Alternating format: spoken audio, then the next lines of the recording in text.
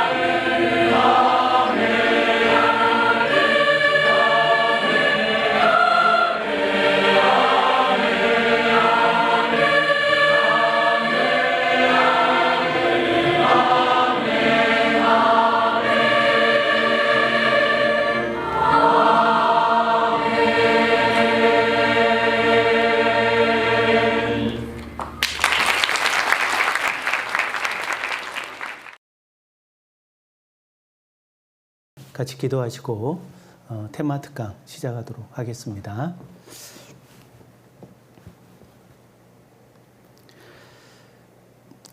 저희의 생명의 근원 되시며 예비된 하늘나라 그 영원한 영광의 소망 되시는 거룩하신 아버지 하나님 감사합니다.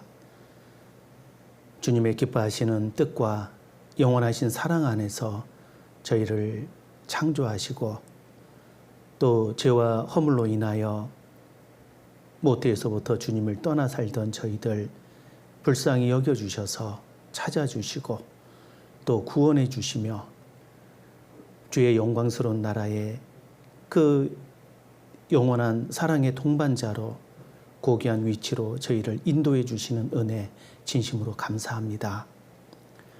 우리가 십자가에서 나타내신 그 주님의 놀라운 희생과 대속의 참 은혜를 저희가 깨달은 이후 이제 부족하지만 죄와 상관없이 주께 나아갈 수 있는 은혜를 얻게 되었습니다. 또한 우리에게 부어주시는 그 성령님의 능력과 인도하심 안에서 보이지 않는 하나님을 더욱더 알아가고 더욱 믿으며 또 생활 가운데 동행하게 됨도 진심으로 감사합니다. 우리에게 진리의 말씀을 통해 우리가 어디에서 와서 어디로 가는지를 더욱더 일깨워 주시고 또 눈에 보이는 이 세상 이면에 하나님께서 역사하심과 또 하나님께서 이루어 가시는 거룩한 복음의 역사를 알고 또 참여할 수 있도록 도와주심도 진심으로 감사합니다. 주님께서 우리에게 허락하신 이 육신의 남은 기간 동안에 참으로 우리 모든 구원받은 그리스도인이 하나님의 사람으로 온전케 되며 또 하나님께서 우리를 통해 이루고자 하시는 모든 선한 일을 온전히 감당할 수 있기를 진심으로 원합니다. 오늘 귀한 시간 또 대학생 성경 공부의 시간으로 또 함께해 주심으로 감사합니다. 주님께서 저희에게 남기신 이 불변의 진리의 말씀, 이 성경이 얼마나 우리에게 절대적이고 또 중요한 생명의 말씀인지를 알게 하시고 또 저희들 주님 만나는 그날까지 하루하루의 삶 속에 이 성경을 더욱 사랑하고 또 말씀 속에 하나님을 더욱더 알아가며 또 사랑할 수 있는 저희들이 되길 원합니다. 오늘 모든 시종 주 성령님께서 도와주시고 우리 각자에게 필요한 은혜대로 채워주옵소서. 모든 것 자비하신 성령님의 은혜와 그 인도의 손길에 부탁드리며 저희를 사랑하시는 예수님 이름 받들어 감사하며 기도드리옵나이다. 아멘. 네, 먼저 성경 찾도록 하겠습니다. 디모데 후서 3장을 찾겠습니다. 디모데 후서 3장 16절로 17절입니다. 디모데 후서 3장 16절로 17절 네, 찾으셨으면 같이 읽겠습니다. 모든 성경은 하나님의 감동으로 된 것으로 교훈과 책망과 바르게 함과 의로 교육하기에 유익하니 이는 하나님의 사람으로 온전케 하며 모든 선한 일을 행하기에 온전케 하려 함이니라.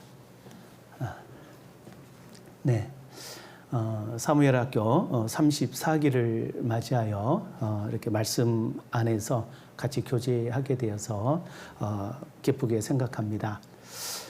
대학생으로서 학생 시절에 정말 이 세상에 나아갈 준비에 여념이 없을 거고 또 여러 가지 또 주어진 일들 감당하기가 쉽지 않을 텐데 또 우리 그리스도인으로서 정말 하나님의 사람으로 또 이렇게 더 온전해지기 위해서 이런 귀한 사무엘학교를 참여하고 있음을 또 감사하고 또 개인적으로 위로와 격려를 드리고 싶습니다. 이 구원받은 그리스도인에게 있어서요, 이 세상이 어떠한 그 의미가 있느냐, 이것을 조금 이렇게 좀 생각을 해보는 게 필요해요. 이 세상 사람들은 이 세상이라고 하는 것이 자신의 인생의 그 전부라고 생각할 수 있잖아요. 그냥 세상에서 그냥 남들보다 잘 먹고 잘 살고 그 정확히 잘 먹고 잘 사는 것이 진정한 의미가 있는지도 잘 모른 채 정확히 목적도 사실 없어요. 그냥 이 세상에서 남들보다 낫게 살려고 정말 어떻게 보면 뭐 성공이라고 하는 막연한 그 주제를 향해서 하여튼 모든 것을 다 전념합니다. 그러나 우리는 구원받은 이후에 이 세상이 다가 아니라 세상을 창조하신 하나님이 계시다는 걸 알게 되고, 또 하나님께서 이 세상뿐 아니라 처음부터 우리를 위해서 예비한 곳이 따로 있다는 걸 알게 됩니다. 바로 하나님의 나라, 영원한 천국. 그 하나님의 나라가 있고, 우리는 잠시 그 하나님의 나라에 들어가기 전에 이 세상이라고 하는 이 학교를 거쳐가는 그런 과정이라고 생각할 수 있어요. 그래서 그리스도인들은 이 세상을 하나의 학교다라는 개념으로 이해하는 것이 굉장히 좀 필요하다고 생각합니다. 우리는 하나님께로 와서 다시 하나님께로 가야만 되거든요. 시편 90편에 너 인생들은 돌아가라 하셨사오니, 돌아가야만 되는 겁니다. 그래서 우리는 하나님께로 와서 하나님께로 가야 되고, 이 세상이라고 하는 것은 우리가 하나님의 뜻 안에서 뭔가를 경험하고 온전해지는 그런 교육의 장소라고 보는 것이 합당합니다. 우리가 세상에서 태어난 그 인간은 태어나자마자 바로 이렇게 그 성인이 되는 게 아니죠. 태어났을 때는 굉장히 좀 이렇게 그 모든 게 미약해요. 그냥 일어서지도 못하고 걷지도 못하고 또 이렇게 뭐 스스로 뭘 챙겨 먹지도 못해요. 그냥 누워만 있는 그런 갓난아기에 불과하죠. 그런데 그런 아이가 부모님의 사랑 속에서 점점 이렇게 양육이 되고 성장을 하고, 또 그것으로 다가 아니죠. 학교를 가야 돼요. 그래서 학교에서 자신이 성인이 되면은 이 세상을 차고 나가야 되기 때문에 이 세상에서 필요한 교육을 받게 돼 있습니다. 그래서 학교의 이 교육 목표가 전인 교육이라는 말을 써요. 전인 교육. 온전전 사람인. 사람으로서 온전해지기 위해서 교육을 받는 겁니다. 그래서 이제 교육 과정을 다 마치고 사회에 나가면 이제 처음 겪는 이 세상 사회의 생활이지만 그걸 감당할 수가 있는 거죠. 마치 이와 같은 거예요. 우리는 하나님의 나라라고 하는, 하나님이 처음부터 우리를 위해서 예비하신 영원한 천국. 그 천국은 그냥 막연히 저쪽에 있다 이 개념이 아니고, 바로 하나님께서 통치하시는 곳이고, 또 의와 평강과 희락의 세계고, 또 눈에 보이지 않는 이 하늘의 무별보다도 많은 그런 천군 천사와 함께 질서 안에서 영생을 누리는 곳입니다. 그러니까 이것이 이 지구 안에서도 우리가 살아가는데 많은 이렇게 준비 과정이 필요하잖아요. 근데 우주적으로 생각하면 지구 안에서 있는 건 몰라도 되는 거라고 판단하지 않겠어요? 아주 우주적으로 보면 지구에서 이루어지는 일은 별로 이렇게 크지가 않아요. 그런데 그 천국에서 우리가 영생을 누릴 자로서 정말 하나님의 사람으로 온전해지는 것이 이게 결코 이게 간단한 문제가 아닙니다. 그래서 우리가 이 인생을 살아가면서 우리가 이제 구원 받았으니까 나는 이제 천국 가게 됐으니까 그냥 대충 살아도 되지 않겠느냐 이런 생각을 가지시면 아주 크게 오해하신 거예요.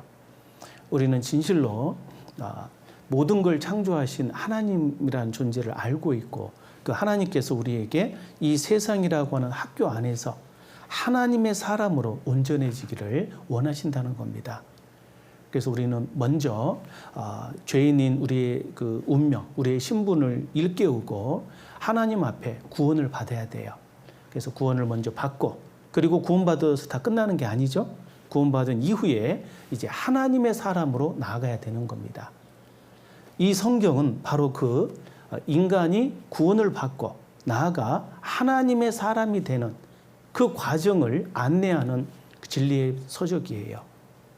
그래서 방금 읽어본 이 말씀, 모든 성경은 하나님의 감동으로 된 것이라. 그래서 이 성경을 통해서 교육과 책망과 바르게 함과 의로 교육하기에 유익하다고 되어 있어요. 그래서 우리가 성경을 통해서 계속 교육을 받고, 또 우리가 잘못되어 있는, 우리는 그동안 죄인의 삶에 익숙해져 있거든요. 또 세상의 삶에 익숙해지다 보니까 성경 말씀과 너무 이렇게 반대로 사는 경우가 많아요. 그래서 이제 처음에는 내가 죄인이구나 하다가 정말 내가 진짜 죄인이구나. 나는 진짜 아무것도 아니구나. 이렇게 이제 깨닫게 돼 있어요. 그래서 이제 점점 내 심령이 어떤 스스로 내 심령 속에서 이렇게 책망을 받게 되고 이 말씀 앞에서 온전히 되는 겁니다. 그래서 바르게 함과 또 의로 교육하기에 유익하다. 하나님 보시기에 온전한 사람, 의인의 모습으로 우리가 점점 성장해 가는 거예요.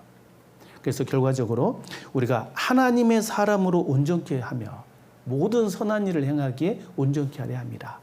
그래서 이 하나님의 사람, 사실 오늘 말씀의 주제가 성경 공부와 유익이다라고 이렇게 이제 특강 제목이 되어 있는데 부제목으로 삼고 싶은 단어가 구절이 바로 이 하나님의 사람이라고 말씀을 좀 드리고 싶습니다.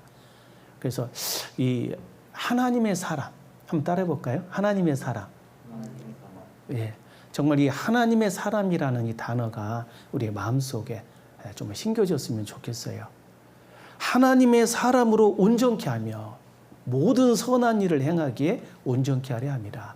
이것이 바로 성경이 우리에게 주어진 하나님께서 우리에게 성경을 남겨놓으신 궁극적인 목적이라고 할 수 있어요. 물론 이제 성경을 배워서 가장 먼저 우리가 영생을 얻어야 되는 절대적인 주제도 있죠. 너희가 성경에서 영생을 얻는 줄 생각하고 성경을 상고하거니와 이 성경이 곧 내게 대하여 증가하는 것이로다. 예수 그리스도를 통해서 우리가 영생을 얻어야 되는 게 첫 번째지만 그 영생을 얻는 것도 사실은 하나님의 사람이 되는 한 부분이라고 할 수 있습니다. 그래서 우리가 구원을 받고 영생을 소유하면서 하나님의 사람으로 태어나는 거고, 그러나 거기서 끝나는 게 아니죠. 태어났다고도 하나님의 사람이 아니에요. 태어난 이후에 이제 하나님의 사람답게 성장해 가야 돼요. 그리고 정말로 이 하나님의 나라에서 하나님의 영광을 누리기에 부족함 없는 자로 정말 당당한 하나님의 사람으로 서야 되겠습니다. 그래서 그런 모든 하나님의 사람으로 온전케 하는, 그리고 더 나아가서 하나님이 기뻐하시는 일이 있어요. 선한 일, 모든 선한 일을 행하기에 온전케 하려 합니다. 그래서 하나님이 기뻐하시는 선한 일을 행하는 것도 역시 성경을 공부함으로 가능하다고 할 수 있어요. 그래서 오늘 말씀을 통해 다른 건 잘 기억이 안 나더라도 첫 번째 하나님의 사람이라는 단어가 좀 마음에 좀 남았으면 좋겠고, 또 두 번째는 이 성경을 정말 내가 사랑해야 되겠구나, 평생 내가 배워야 되겠구나, 평생 묵상해야 되겠구나, 하루의 삶 속에 이 성경과 함께해야 되겠구나, 이런 마음을 좀 가지셨으면 좋겠어요. 오늘 하루 내가 성경과 함께해야 되겠다. 정말 이런 마음을 가져주시면 정말 이렇게 이 특강을 준비한 강사의 기도에 합한다고 말씀을 드리고 싶습니다. 그래서 오늘 성경 공부와 유익, 정말 성경 공부가 얼마나 중요하고 또 그것이 우리에게 절대적으로 유익한지를 좀 돌아보는 시간이 되었으면 좋겠습니다. 이 자료를 좀 보면서 좀 이렇게 좀 쉽게 좀 정리가 되었으면 좋겠어요. 이 성경의 유익과 관련해서 도대체 성경이 무엇인가라고 하는 것이 우리 그리스도인들 마음속에 좀 정립이 되어 있으면 좋겠어요. 내가 성경을 어떻게 알고 있고 또 성경을 내가 어떻게 믿고 있는가, 이것이 이제 굉장히 중요한 건데, 사실 그리스도인이 되는 출발, 사실 그 사람이 정말 그리스도인이냐, 성경에서 말하는 구원을 진짜 받은 사람이냐, 영생을 소유한 사람이냐, 하나님의 사람이냐, 이것을 측정하는 것은 그분이 성경을 어떻게 보느냐를 가지고 이렇게 구분할 수도 있는 겁니다. 특별한 어떤 간증을 가지고 아는 것도 있겠지만, 그러나 가장 객관적인 것은 이분이 성경을 어떻게 알고 있느냐, 어떻게 믿고 있느냐, 이게 중요한 거예요. 지금 너무나 시대가 가짜가 많고 또 이 단어가 진리와 이 거짓이 섞여 있어요. 그래서 성경을 안다라는 사람, 성경을 믿는다는 사람도 가만히 보면은 성경을 잘못 이해하고 있고 잘못 믿고 있습니다. 심지어 어떤 신학 대학에서 성경을 어떻게 생각하냐고 이렇게 물어보니까 참 너무나 이렇게 실망스러운 대답들을 많이 듣게 돼요. 성경 완전한 책이 아니라는 둥, 그냥 어떤 뭐 설화가 이렇게 모였다고 한다는 둥, 무슨 뭐 비유적인 책이라는 둥, 정말 너무나 어처구니 없는 그런 어떤 그 답변을 보고 저 사람들이 목회자인가 싶을 정도로 이렇게 개탄스러웠던 적이 있습니다. 그런데 이 그리스도인들은 이 성경이 무엇이다 라고 할 때 정말 마음에 좀 이렇게 설명할 수 있는 그런 그 어떤 핵심 단어가 좀 마음에 자리 잡았으면 좋겠어요. 그래서 이제 성경을 나름대로 이제 무엇일까 저도 이제 고민을 해보고 이제 나름대로 이렇게 제가 믿고 있는 내용을 정리를 해봤는데요. 성경은 크게 이렇게 5가지로 이렇게 정의를 내릴 수가 있어요. 첫 번째는 그 객관적이고 분명한 사실입니다. 바로 여호와의 책이다라고 할 수 있어요. 이사야 34장 16절에 너희는 여호와의 책을 자세히 읽어보라. 이것들이 하나도 빠진 것이 없고 하나도 그 짝이 없는 것이 없으리니 이는 여호와의 입이 이를 명하셨고 그의 신이 이것들을 모으셨습니다. 사람의 책이 아니에요. 여호와 하나님의 책이라는 거예요. 이게 이제 첫 번째 성경에 대한 명확한 정의가 되어야 되고, 두 번째는 성경은 진리라는 겁니다.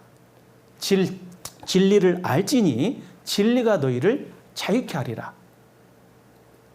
저희를 진리로 거룩하게 하옵소서. 아버지의 말씀은 진리니이다. 성경은 진리의 말씀이라는 거예요. 여기서 좀 분명히 정리하고 가야 될 것이 진리라는 단어의 의미입니다. 성경이 진짜 진리라는 것이 마음에 새겨져야 돼요. 그렇지 않으면 사실 모든 것들은 의미가 없는 거예요. 첫 번째 여호와의 책이라는 말에서도 이제 여호와라는 단어가 중요합니다. 보통 이제 교회 다니는 사람들에게 성경이 뭐예요? 물어보면 예, 하나님의 말씀이요 그러는데, 그럼 그 하나님은 또 누구십니까? 물어보면 설명을 못해요. 그죠? 하나님, 하나밖에 없는 존재. 그분이 누구신데요? 저기 뭐 이슬람 사람들이 말하는 그 알라라는 그런 신도 하나밖에 없는 존재 아닌가요? 도대체 알라가 하나님인지 성경의 그 하나님이 하나님인지 헷갈릴 수가 있어요. 성경의 하나님께서 정말 참 하나님이시고 그분이 여호와 하나님이시라는 거죠. 그리고 성경은 바로 진리를 담고 있어요. 그래서 이 진리라고 하는 것은 사실 혹은 법칙을 얘기해요. 그래서 이것은 하나의 법칙과 같은 책인 거예요. 성경은 이미 우리에게 하나님께서 제시해 놓은 그 길이 있습니다. 생명의 길, 사망의 길, 복의 길, 저주의 길. 그 모든 인생에게 주어진 그 길, 이미 다 제시를 해주고 계셔요. 순종과 불순종의 그 결과를 이미 다 말씀하고 있습니다. 그 진리대로 되게 돼 있어요. 그래서 이 성경 말씀을 진리로 받아들이냐 그러지 못하느냐에 따라서 그 사람의 운명이 완전히 바뀌게 돼 있습니다. 또 성경은 뭐냐? 성경에서 제일 중요한 주제를 이렇게 생각해 볼 때 이 성경은 구원과 영생, 사람이 거듭나는 그 유일한 통로라고 이렇게 정의를 내릴 수가 있어요. 그래서 성경의 제일 핵심 주제가 이거거든요. 구원과 영생. 사실 같은 의미입니다. 구원받고 영생을 얻는 것. 그것이 다른 말로는 하나님의 사람으로 다시 거듭나는 이 과정을 이제 설명하고 있는 책이 성경이에요. 보통 우리가 이제 결혼이라는 걸 생각하면 어때요? 결혼이라는 단어가 따로 있지만 또 비슷한 단어가 있어요. 이제 뭐 이렇게 여자 입장에서, 신부 입장에서 출가했다라는 말이 있잖아요. 출가했다. 결혼했단 말과 똑같은 겁니다. 또 다른 말이 이제 시집을 갔다. 이것도 똑같은 말이에요. 결혼했단 말이에요. 정확히 얘기하면 출가를 해서 시집에 가는 거예요. 그죠? 자신의 그 친정집을 나갑니다. 출가. 집을 나간다는 뜻이에요. 집을 나가서 시댁, 그 남편의 집에 들어가게 됐다. 이걸 이제 결혼했다라고 얘기하는 거죠. 이게 다 연결되어 있는 겁니다. 출가를 했는데 시집을 안 가버렸다. 이게 뭐예요, 이건? 이건 가출이 되는 겁니다, 이건. 이거 이제 이상한 데 있으면 가출이 되는 거예요. 그래서 이제 시집을 가야 되는 거고, 또 시집 간 이후에 이제 또 분가라는 말도 쓰잖아요. 이제 정상적으로 분가를 해서 또 이렇게 가정을 이루는, 이 모든 걸 결혼했다라고 얘기하는 거예요. 성경의 그 주제가 이제 영생이라는 말로 이렇게 쓰고 있는데, 영생이라는 의미 자체가 이 세상에서 구원을 받는 거예요. 멸망할 운명에서 구원을 받고 그리고 천국에 들어가게 되었다. 이것을 영생을 얻었다라고 얘기하고, 또 그 의미 속에 하나님의 사람으로 다시 태어났다라고 해서 거듭났다라고 얘기하는 겁니다. 그래서 이 구원과 영생, 거듭남이라고 하는, 이게 다 사실은 동일한 건데, 이 놀라운 그 영생의 은혜를 우리가 얻을 수 있는 유일한 그 통로가 바로 성경입니다. 그래서 그만큼 중요한 거죠. 세상에서 영원한 생명만큼 중요한 게 없어요. 살다 보면. 그리고 성경은 무엇이냐? 네 번째 보면은 영생에 관한 내용을 가만히 들여다보면은 천국에 들어가게 됐다라는 것만 있는 게 아니라 그 천국에서 영원한 영광을 누리는 일이 있어요. 그래서 우리가 성경의 주제를 좀 더 이렇게 자세히 살펴보면은 이 구원이라는 거 하나만 있는 게 아니라 그 옆에 영광이라는 게 같이 있는 겁니다. 그래서 이 구원과 영광이라는 단어가 성경 전체의 주제입니다.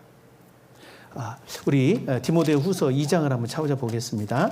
2장 그 앞장 그 10절 보겠습니다. 디모데후서 2장 10절 한번 같이 읽겠습니다. 그러므로 내가 택하신 자를 위하여 모든 것을 참음은 저희로도 그리스도 예수 안에 있는 구원을 영원한 영광과 함께 얻게 하려 함이로라. 이 구원과 영광이라는 것이 사실은 성경에서 말하고자 하는 그 가장 중요한 주제입니다. 그래서 예수님의 초림과 재림으로 이루어지는 게 바로 구원과 영광이에요. 초림은 구원을 완성하시기 위해서 오신 거고, 재림은 우리를 영광스럽게, 우리를 영화롭게 하시기 위해서 오시는 거죠. 그래서 구원과 영광이라는 것이 성경 전체의 주제인데, 바로 구원받은 이후에, 거듭난 이후에 그 영광을 얻기 위한 그 새로운 삶에 대한 그 지침서가 바로 이 성경입니다. 그래서 이 3번과 4번의 내용, 처음에는 구원과 영생, 거듭남에 관한 내용, 그리고 두 번째는 구원받은 이후에, 거듭난 이후에 그 영원한 영광을 얻기 위해서 새로운 삶에 대한 그 인생 지침서가 바로 이 성경이라는 거예요. 그리고 마지막 5번째는 성경은 하나님의 사람으로 온전케 하는 거예요. 그래서 좀 전에 시작할 때 읽었던 말씀 꼭 기억해야 돼. 이 교회학교 가보면요, 이 교회학교의 목표에 대해서 딱 써 있는 아주 중요한 지침의 말씀이 바로 디모데후서 3장 16절 17절이에요. 우리가 시작할 때 읽었던 말씀입니다. 왜 교회학교의 교육이 필요하냐? 바로 하나님의 사람으로 온전케 하기 위해서예요. 왜 성경을 공부하느냐? 하나님의 사람으로 온전케 하기 위해서라는 거죠. 그래서 성경이 뭐냐? 이렇게 물어봤을 때 여호와의 책이다. 성경은 진리다. 이게 이제 객관적인 분명한 이렇게 성경적인 증거고, 그리고 그 내용을 봤을 때 거듭남, 구원받는, 영생을 얻는 유일한 통로, 그리고 구원받은 이후에 하나님이 예비한 그 영원한 영광에 참여하기 위한 인생 지침서다. 그리고 이 모든 것이 결과적으로 뭐냐? 하나님의 사람이라는 단어에 다 포함이 되어 있는 거예요.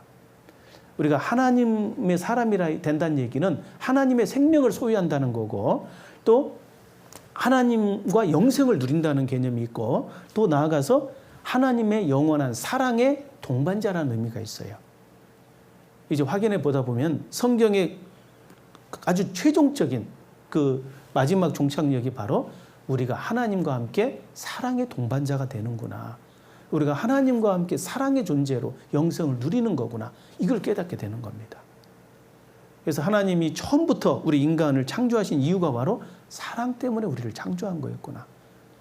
근데 우리는 그걸 아직 잘 몰라요. 하나님의 사랑이 뭔지. 또 사랑 자체에 대해서도 잘 모릅니다, 우리는.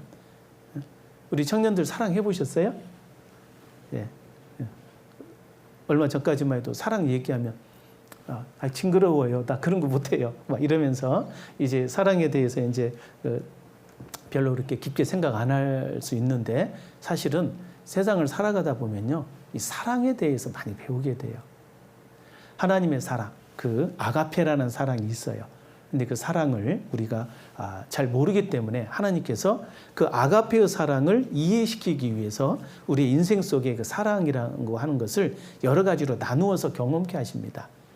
우리가 이제 어렸을 때는 우정이라는 사랑을 경험해요. 그 필리아라고 하죠. 우정이라는 사람을 경험하면서 야, 누가 좋아졌어요. 저 친구를 위해서 내가 막 희생을 해도 아깝지 않고. 그리고 뭐 괜히 그 친구에게 뭘 주면 좋아. 그죠? 네, 그러니까 이제 그런 경험을 많이 하게 되고 그 아무 조건 없는 그 무색 무치의 그 우정, 사랑이 있어요. 또 나중에 이제 성인이 되면은 여러분도 그 경험하실 텐데 이 남녀간의 사랑, 에로스라고 하죠. 그 이 남녀간의 사랑을 이제 경험해요. 이제 fall in love with라고 하죠. 그냥 풍 빠져버리는 거예요. 그래가지고 헤어나오지를 못하는 정신 못 차리죠. 그래서 뭐 부모님이고 뭐고 또 나라고 뭐고 간에 그 다 이제 나라도 막 그 배반하고 사랑하는 사람 위해서 따라갑니다. 이런 그 이 에로스라는 사랑이 있어요. 그 강렬한 사랑. 하여튼 막 이렇게 쟁취하고자 싶어하는 그런 사랑이 있고 그리고 또 이제 결혼해서 아이를 낳고 나면 그 부모님의 사랑을 경험하게 돼요. 참 이것이 진짜 놀라운 건데 이게 이제 스톨게라고 하는데 바로 그 부모가 되어 보면 자식을 보면은 그냥 모든 것이 이렇게 이해가 되기 시작해요. 감싸지고 절대 이해가 안 되는 일이 물론 처음에는 이해 안 됩니다. 처음에 이해하려면 어렵긴 하지만 그런데 이제 살다 보면 다 이해가 돼요. 희한하게. 부부간에는 잘 이해가 안 돼요. 부부간에는. 그런데 이 자식은 이해가 되기 시작해요. 그게 참 놀라운 그 특징인데 그래서 그게 참 묘한 그 스토르게라고 하는 아주 강력한 이 사랑 속에서 이게 이 에로스보다 또 어떻게 보면 더 넓고 깊다고 할 수 있어요. 잔잔한 것 같은데 더 모든 걸 포용하는 그 사랑이 바로 부모의 사랑이죠. 근데 이 모든 것이 결국 하나님의 사랑의 한 부분이라는 거예요. 그래서 우리가 성경 속에서도 잘 보면은 하나님께서 우리를 부모와 같이 사랑한 이스라엘에게 나는 너희 부모다. 또 이 남녀의 간의 그 에로스와 같은 아가스에 보면 그 예수님께서 주님께서 이 교회를 너무나 사랑하셔서 정말 그 하늘 보좌를 버리시고 이 낮고 낮은 땅에 와서 자신의 생명까지도 다 이렇게 희생하는 정말 놀라운 사랑, 그게 바로 에로스적인, 사실 그것보다 더 강하죠. 이 아가페라는 사랑이 그런 그 측면이 있다라는 거예요. 그런 강렬함이 있고 또 이 제자들을 대하실 때 내가 너희를 친구라 한다. 또 살아가다 보면 이 신앙생활을 하다 보면 주님이 우리를 얼마나 이렇게 인격적으로 대우하고 우리가 동행하면서 우리를 정말 아무 조건 없이 우리를 사랑하시는지를 느낄 때가 있어요. 그런 어떤 필리아적인 사랑도 있는 겁니다. 그 어떤 그 모든 사랑, 그 외에 또 우리가 모르는 많은 또 사랑의 측면들이 있겠죠. 그 모든 것들을 포괄하는 것이 바로 하나님의 사랑, 아가페입니다. 그 사랑을 우리가 이해하면서 이제 우리가 점점 우리 마음도 넓어져요. 그래서 하나님의 사랑이 이런 거구나 이걸 깨달아가면서 나중에 나도 이제 그 사랑을 가지고 하나님을 대할 수가 있는 거예요. 그래서 내가 너희를 사랑한 것 같이 너희도 서로 사랑하라. 점점 우리가 하나님의 사랑을 소유하다 보면은 또 하나님의 사랑과 함께 동행하다 보면은 내 속에도 그 사랑이 머물러요. 그래서 나도 이제 그 사랑을 실천할 수가 있는 겁니다. 그걸 원하시는 거예요. 그 사랑의 영원한 동반자로 우리가 천국에서 영생을 누릴 겁니다. 결과적으로 하나님의 사람이 된다라고 하는 이것이 얼마나 중요한지를 정말로 오늘 물론 지금 미리 알고 있는 분도 계시겠지만 하여튼 오늘부터 그리고 앞으로 영원히 이 주제에 대해서 깊이 생각했으면 좋겠습니다. 좀 더 이 구체적으로 그 내용들을 좀 살펴보죠.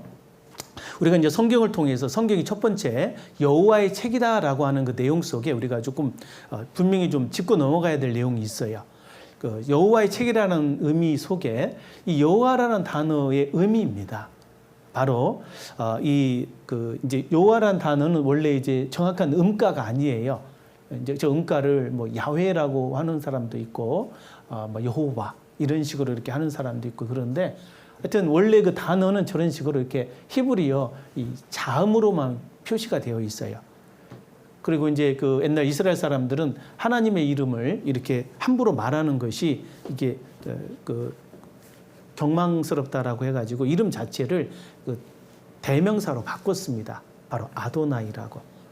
우리말로 번역하면 이제 주님이라는 뜻이에요. 그래서 어떤 아도나이라는 이름으로 바꿨는데 나중에 이 초대교회에서부터 어쨌든 성경에 나와 있는 하나님의 이름을 발음을 해야 될 거 아니겠느냐 해가지고 이제 이스라엘 사람들이 쓰던 그 자음에다가 아도나이의 그 모음 아, 오, 아, 이 이것을 이렇게 붙인 거예요. 사이사이 끼워 넣은 거예요. 그래서 이제 여호와 이렇게 발음을 이렇게 내기 시작한 거죠. 뭐 영어로 말하면 뭐 YH, WH 이거 어떻게 발음하겠어요? YH, WH. 근데 그 속에다가 이제 A를 넣고 그다음에 O를 넣고 또 A를 넣고 이제 또 I를 넣고 이렇게 해가지고 여호와 이런 식으로 이렇게 발음을 하게 된 겁니다.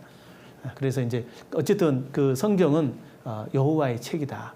그래서 한번 보겠습니다. 출애굽기 3장입니다.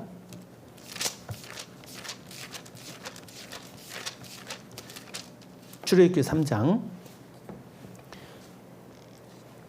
13절입니다. 모세가 하나님께 구하되 내가 이스라엘 자손에게 가서 이르기를 너희 조상의 하나님이 나를 너희에게 보내셨다 하면 그들이 내게 묻기를 그의 이름이 무엇이냐 하리니 내가 무엇이라고 그들에게 말하리이까. 예. 하나님께서 이제 모세를 들어서 야 너 이스라엘 땅으로 이집트로 가서 그 이집트에서 종노릇하고 있는 이스라엘 사람들 이렇게 구원해 내라라고 하신 거예요.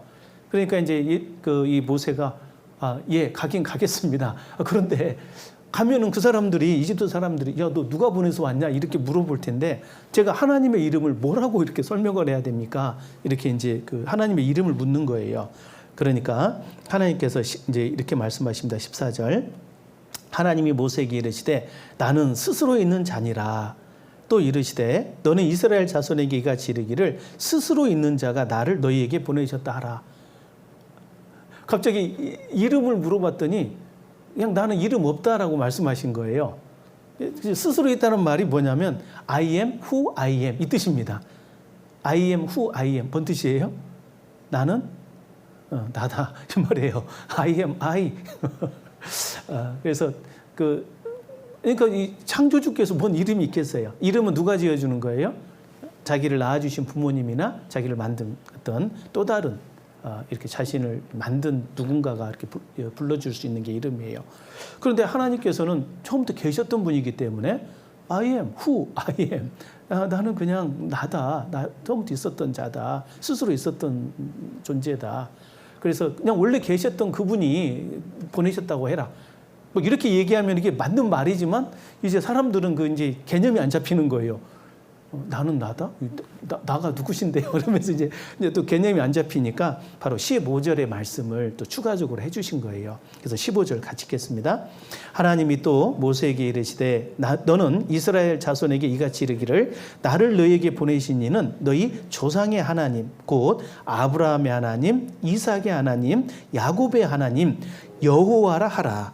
이는 나의 영원한 이름이요 너희가 대대로 기억할 나의 표본이라. 예. 그래서 이제 우리 그 인간이 피조물인 인간이 이 성경의 하나님에 대해서 이해할 수 있도록 하나 이름을 제정해 주셨어요. 그 이름이 바로 여호와라는 뜻입니다. 그러니까 이 여호와라는 이름으로 나를 불러라라고 했는데 그 여호와라는 이름의 그 의미가 뭐냐면은 그 이스라엘 말로 존재하는 만물을 존재케 한다라는 뜻이에요. 그러니까 이제 여호와라는 단어 속에 우리가 두 가지를 알아야 됩니다. 첫 번째는 14절의 말씀과 같이 I am who I am. 스스로 있는 분이다라는 의미가 있고 그런데 사실은 이제 그 속 의미적으로 봤을 때는 존재하는 만물을 존재케 하시는 분이다라는 뜻이에요. 그래서 이제 그 의미적으로 우리말로 번역하면은 바로 조물주, 창조주라는 단어입니다. 그래서 너희가 나를 부를 때 조물주라는 이름으로 나를 불러라. 그 이름으로 나를 기억해라. 라고 얘기한 거예요. 다시 말해서 이 조물주께서 우리에게 나타나신 겁니다. 사실은요. 그래서 이 성경이 무엇이냐 했을 때 여호와의 책이다. 너희는 여호와의 책을 자세히 읽어보라. 그 단어 속에 바로 창조주의 책이다. 조물주의 책이다라는 개념을 꼭 기억을 해야 된다는 거죠. 그러니까 이 성경은 우리 인간이 기록한 책이 아니에요. 인간의 책은 불완전하거든요. 그래서 사람의 책은 시간이 좀만 지나다 보면 그냥 그 글을 쓴 사람의 이렇게 지식이 옛날에는 깊은 줄 알았는데 나중에 보니 별거 없어. 엄청 높이 올라간 줄 알았더니 뒷동산이야. 별로 그렇게 깊지도 않고 높지도 않아요. 그런데 이 성경 말씀은 너무나 놀라운 거예요. 아무리 시간이 지나고 아무리 연구를 하면 할수록 그 깊이를 알 수 없고 또 그 내용이 알수록 높아져 가요. 처음에 이 정도인 줄 알았는데 이게 아니에요. 이 정도고. 하나님이 처음에 태초에 천지를 창조했다는 말씀이 처음에는 하늘과 땅, 새가 날아야 되는 하늘과 이 땅인가 보구나 이렇게 생각했는데 나중에 알고 봤더니 우주와 지구예요. 우주와 지구구나. 어마어마해. 하나님께서 우주를 만드셨다고 이제 깜짝 놀래죠 이제. 그런데 나중에 자세히 보니까 우주 바깥에가 또 있는 거예요. 천국이 따로 있는 거예요. The heaven and the earth. 천국이 있는 거예요. 천국이. 우주는 뼘으로 쟀다고 말씀하거든요.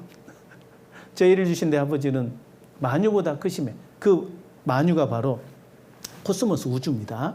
아무도 아버지 손에서 빼앗을 자가 없느니라. 이사야 40장에 보면은 뼘으로 하늘을 잰 자가 누구냐. 우주를 뼘으로 쟀다고 하셨어요. 그러니까 우주도 사실 하나님 앞에는 손 안에 들어오는 정도밖에 안 되는 거예요. 와, 정말 하나님이 계시는 천국은 얼마나 광활한 곳일까. 상상을 초월하죠. 어쨌든 그런 어떤 외형적인 어떤 그런 사실부터 시작해가지고 인생의 어떤 진리에 관한 말씀들 쭉 확인해 가다 보면 너무나 어마어마합니다. 그래서 정말 성경이 여호와의 책이라는 것을 우리가 분명히 알 수 있게 되고, 그리고 이제 여호와의 책이라는 단어 속에 우리가 진짜 중요한 게 뭐냐면 창조주의 책이다 보니까 모든 피조물들의 그 존재의 목적과 의미를 알 수 있게 합니다. 그래서 모든 인간들이 가장 궁금해하는 인생의 3대 질문이 있어요. 나는 누구인가? 나는 왜 살아야 되느냐? 그리고 어떻게 사는 것이 진짜 참된 삶이냐?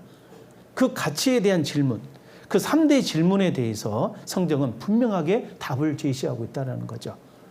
사실 이것을 설명할 수 있으면 그분은 진짜 이제 교회학교 교사 돼도 돼요. 이거 설명할 수 있겠어요? 인간은 무엇인가? 나는 누구인가? 또 도대체 인간이 왜 살아야 되는지, 무엇을 위해 사는 게 진정한 가치인지, 그리고 어떻게 살 것인가? 제가 이제 학생 시절에 참 지금도 기억나는 이 논설문이 하나 있습니다. 어떻게 살 것인가? 그 제목이 너무 좋아가지고요. 수업 하기도 전에 읽었던 기억이 있어요. 어떻게 살 것인가? 이것은 실천궁행의 문제다 하면서 실천궁행? 처음 보는데 실천궁행이 뭐지 하면서 그 단어 찾아봤던 적이 있는데요. 근데 실컷 읽어보니까 하여튼 열심히 살아라는 거예요. 근데 어떻게 살 것인가를 이렇게 답을 얻으려면은 먼저 알아야 될 게 있어요. 도대체 왜 살아야 되느냐를 알아야 돼요. 왜 사는지에 대한 삶의 목적이 주어져야지 그걸 위해서 뭘 어떻게 살든지 답이 나올 거 아니에요. 그 목적을 알아야 되는 건데 이제 왜 사는가에 대해서 생각하다 보니까 먼저 또 알아야 될 게 있더라고요. 내가 도대체 왜 태어났지? 내가 누구지? 여기에 대한 답을 얻어야 됩니다. 그래서 이제 부모님에게 물어보잖아요. 어머니 저를 왜 낳으셨어요? 야, 쓸데없는 소리 말고 공부나 해라. 너네 아빠한테 물어봐라. 아버님, 저를 왜 낳으셨어요? 갑자기 이제 담배 한 대 이제 피시면서 이런저런 얘기하시죠. 뭔가 심각하게 듣긴 듣는데 답은 모르겠어요. 도대체 왜 나를 낳으셨는지. 뭔가 이렇게 열심히 살으라는 말씀을 하시는데, 그래서 모르는 거예요, 솔직히. 저도 이제 자녀가 둘이 있고 벌써 이제 청년이 됐는데, 얘네들을 내가 왜 낳는지를 모르겠어요, 솔직히. 그냥 어떻게 하다 보니까 태어난 거예요. 사실 부모님은 이 부부 관계만 했을 뿐이거든요. 그런데 부모가 아이를 낳았지만 진짜 그 생명을 주신 분은 따로 계셔요. 바로 존재케 하시는 그분, 여호와 하나님이십니다. 그분께서 나를 존재케 하셨어요. 어머니 모태에서.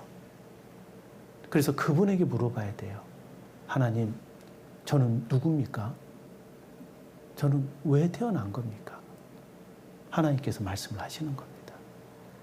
그리고 내가 왜 살아야 되는지, 그리고 어떻게 사는 게 참된 삶인지를 쭉 설명을 해 주셔요. 그게 바로 성경을 통해서 우리가 알게 되는 내용이라니까요. 이거 엄청난 거 아닙니까, 이거?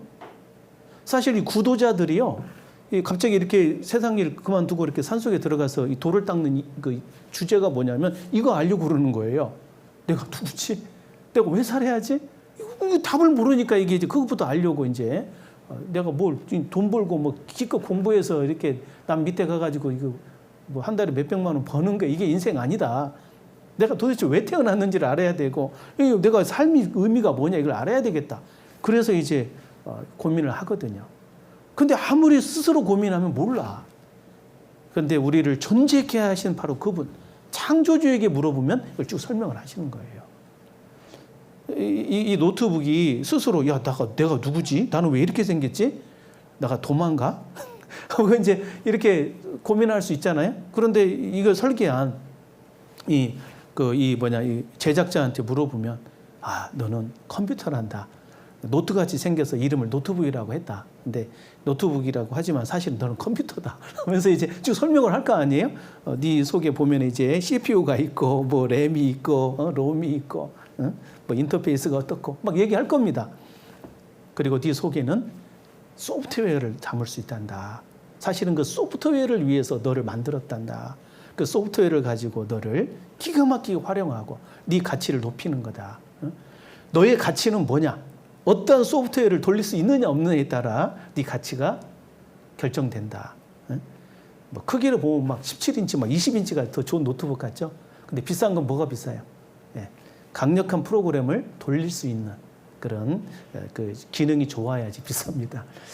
이와 마찬가지로 정말로 하나님이 우리 인간을 만들었어요. 뭐 키 큰 사람도 만들고 쬐깐 사람도 만들고 그렇지만 그 속에 그 영혼이라고 하는 그 실체가 얼마나 중요한지를 일깨워줘요. 그래서 인간이 뭐냐 이걸 얘기했을 때 성경적인 답은 이겁니다. 하나님의 형상이라고 되어 있어요.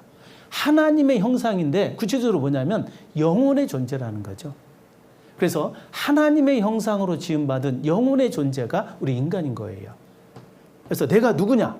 이 외모가 내가 아니라 내 속에 영혼이라는 존재가 하나님의 이 형상이다라는 걸 알게 돼요. 특히 이제 그 영과 혼 중에 그 영. 하나님은 영이시니.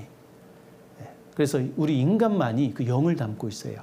그 영이 없이 이 혼과 몸으로 구성되어 있는 게 바로 동물들이고, 그리고 이 혼이 없이 그냥 몸에 생명력만 가지고 있는 게 식물입니다.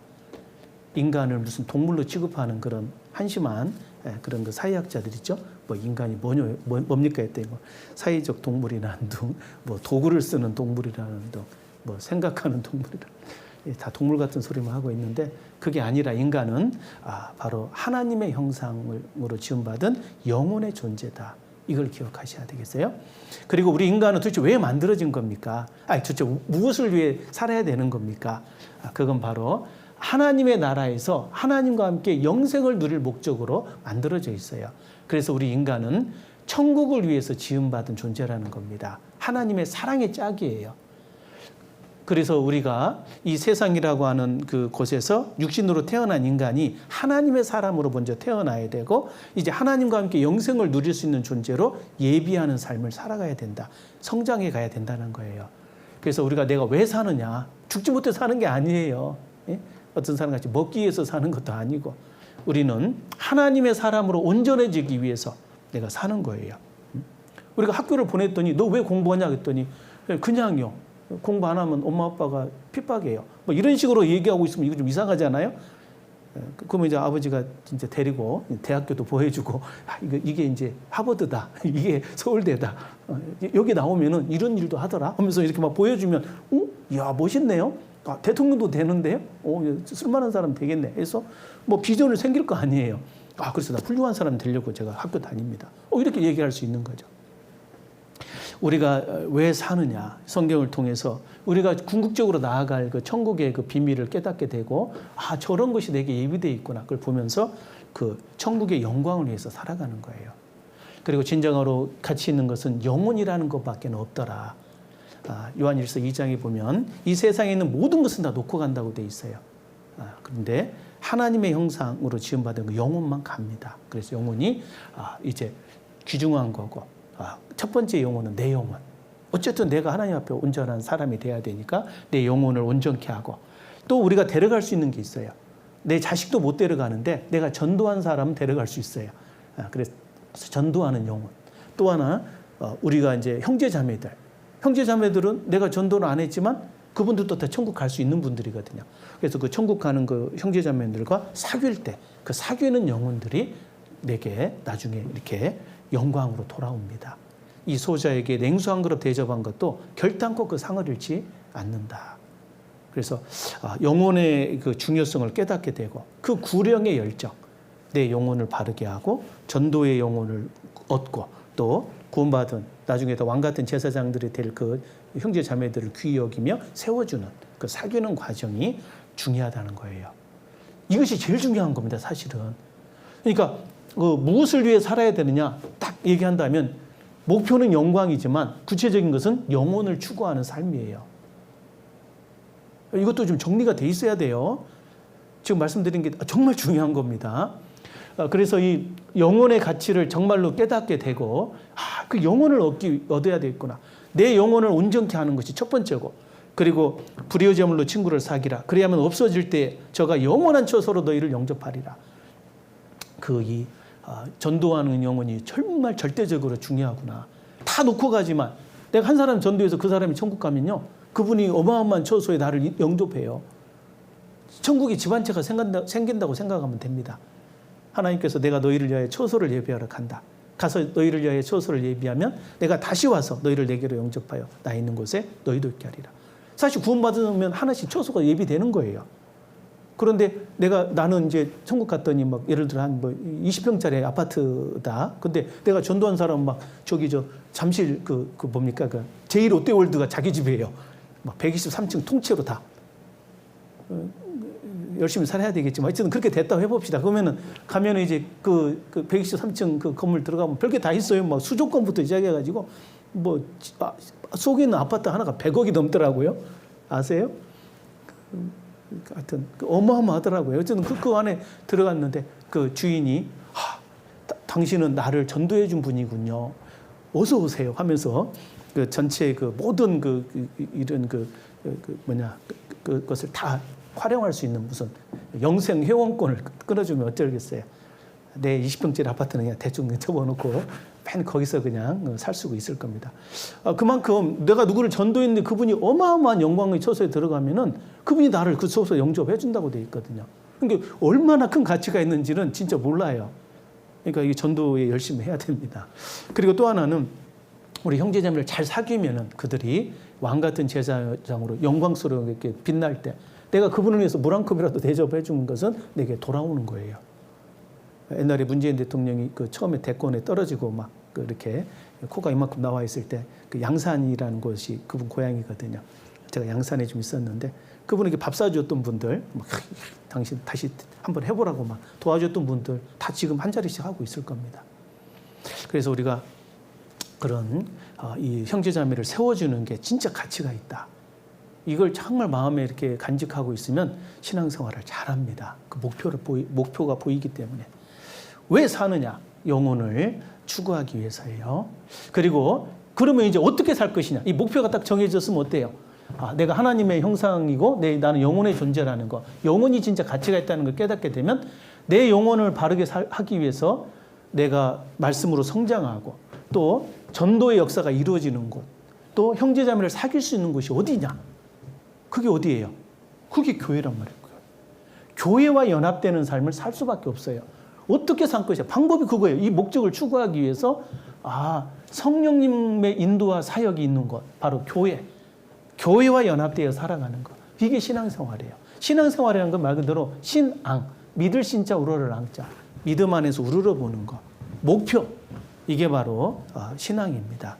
그래서 이게 사실 굉장히 중요한 건데 온전한 그리스도인의 믿음관은 바른 구원관, 바른 신앙관, 바른 교회관으로 형성이 되게 돼 있어요.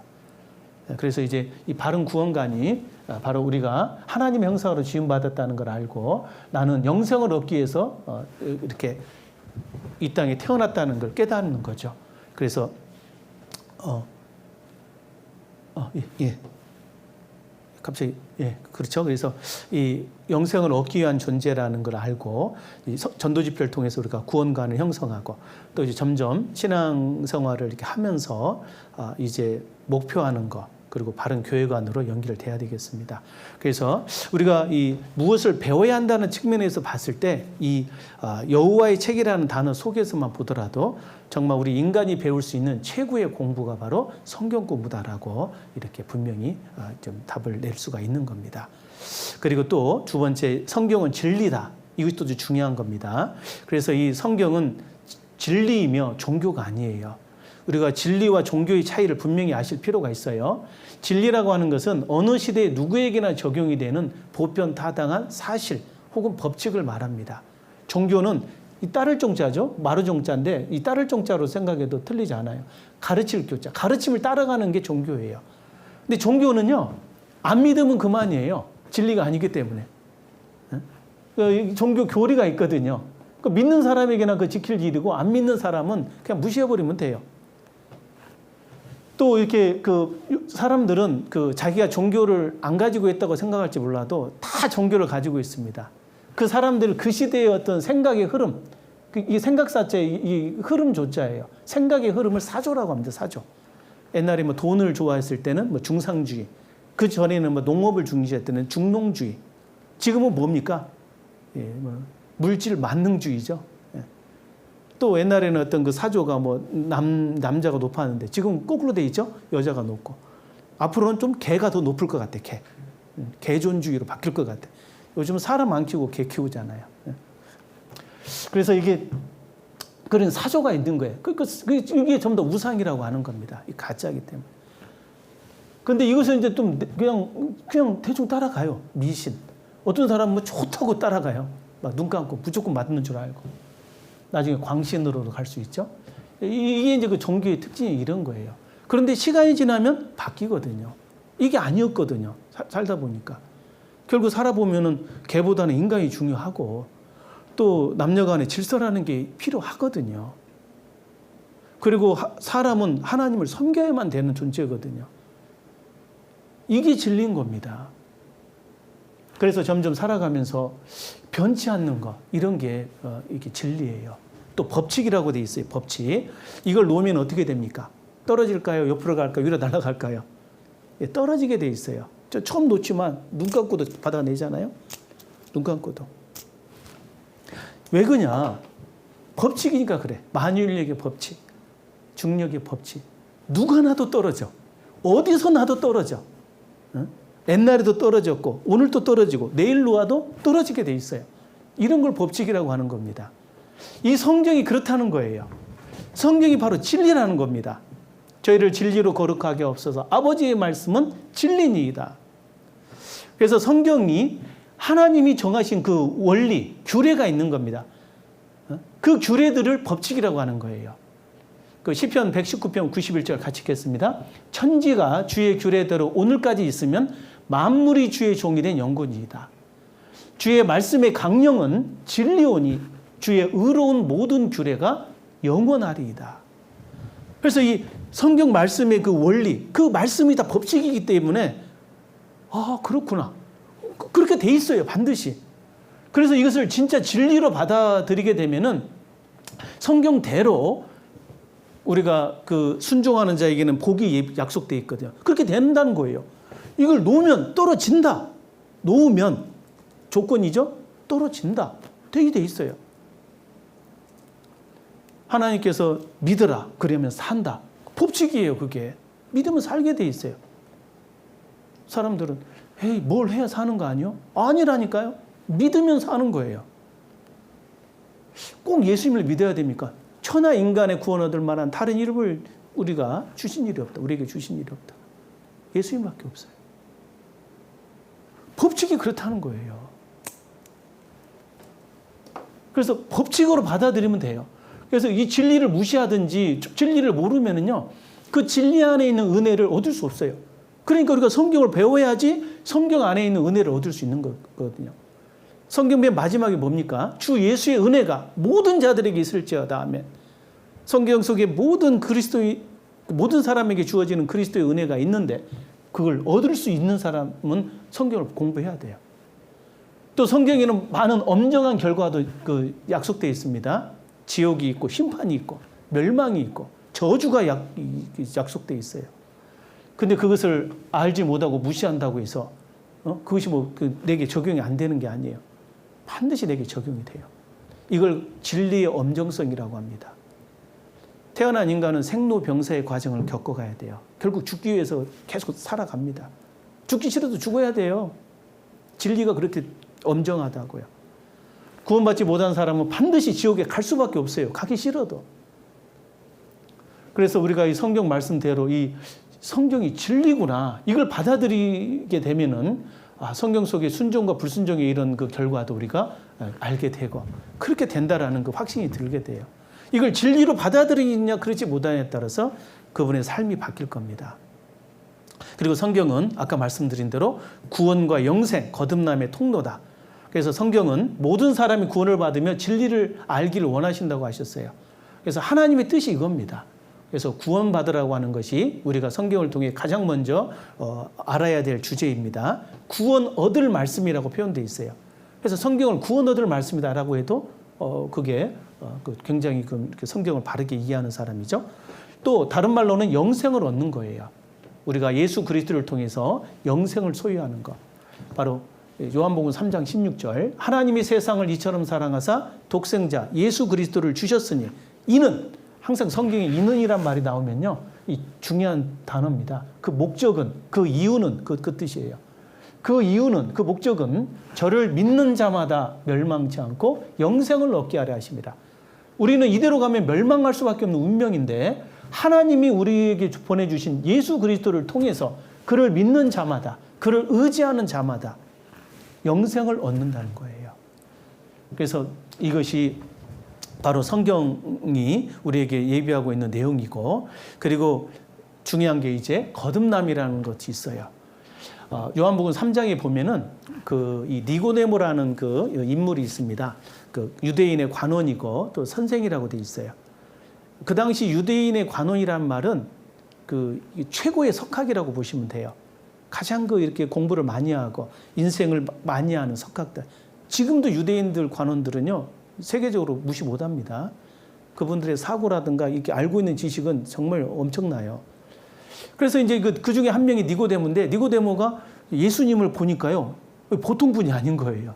그래서, 와, 저분은 진짜 메시아인가? 그래서 이제 너무나 엄청난 걸 이제 행하고 그러니까 밤에 조용히 찾아왔습니다. 다른 사람들이 예수님을 이제 싫어하거든요. 자기 그 친구 동료들, 그 유대인의 관원, 다른 그 사내들인 공회원들은 예수님을 싫어하거든요. 그래서 자기가 이제 몰래 찾아와서 진짜 묻고 싶은 걸 물으려고 했어요.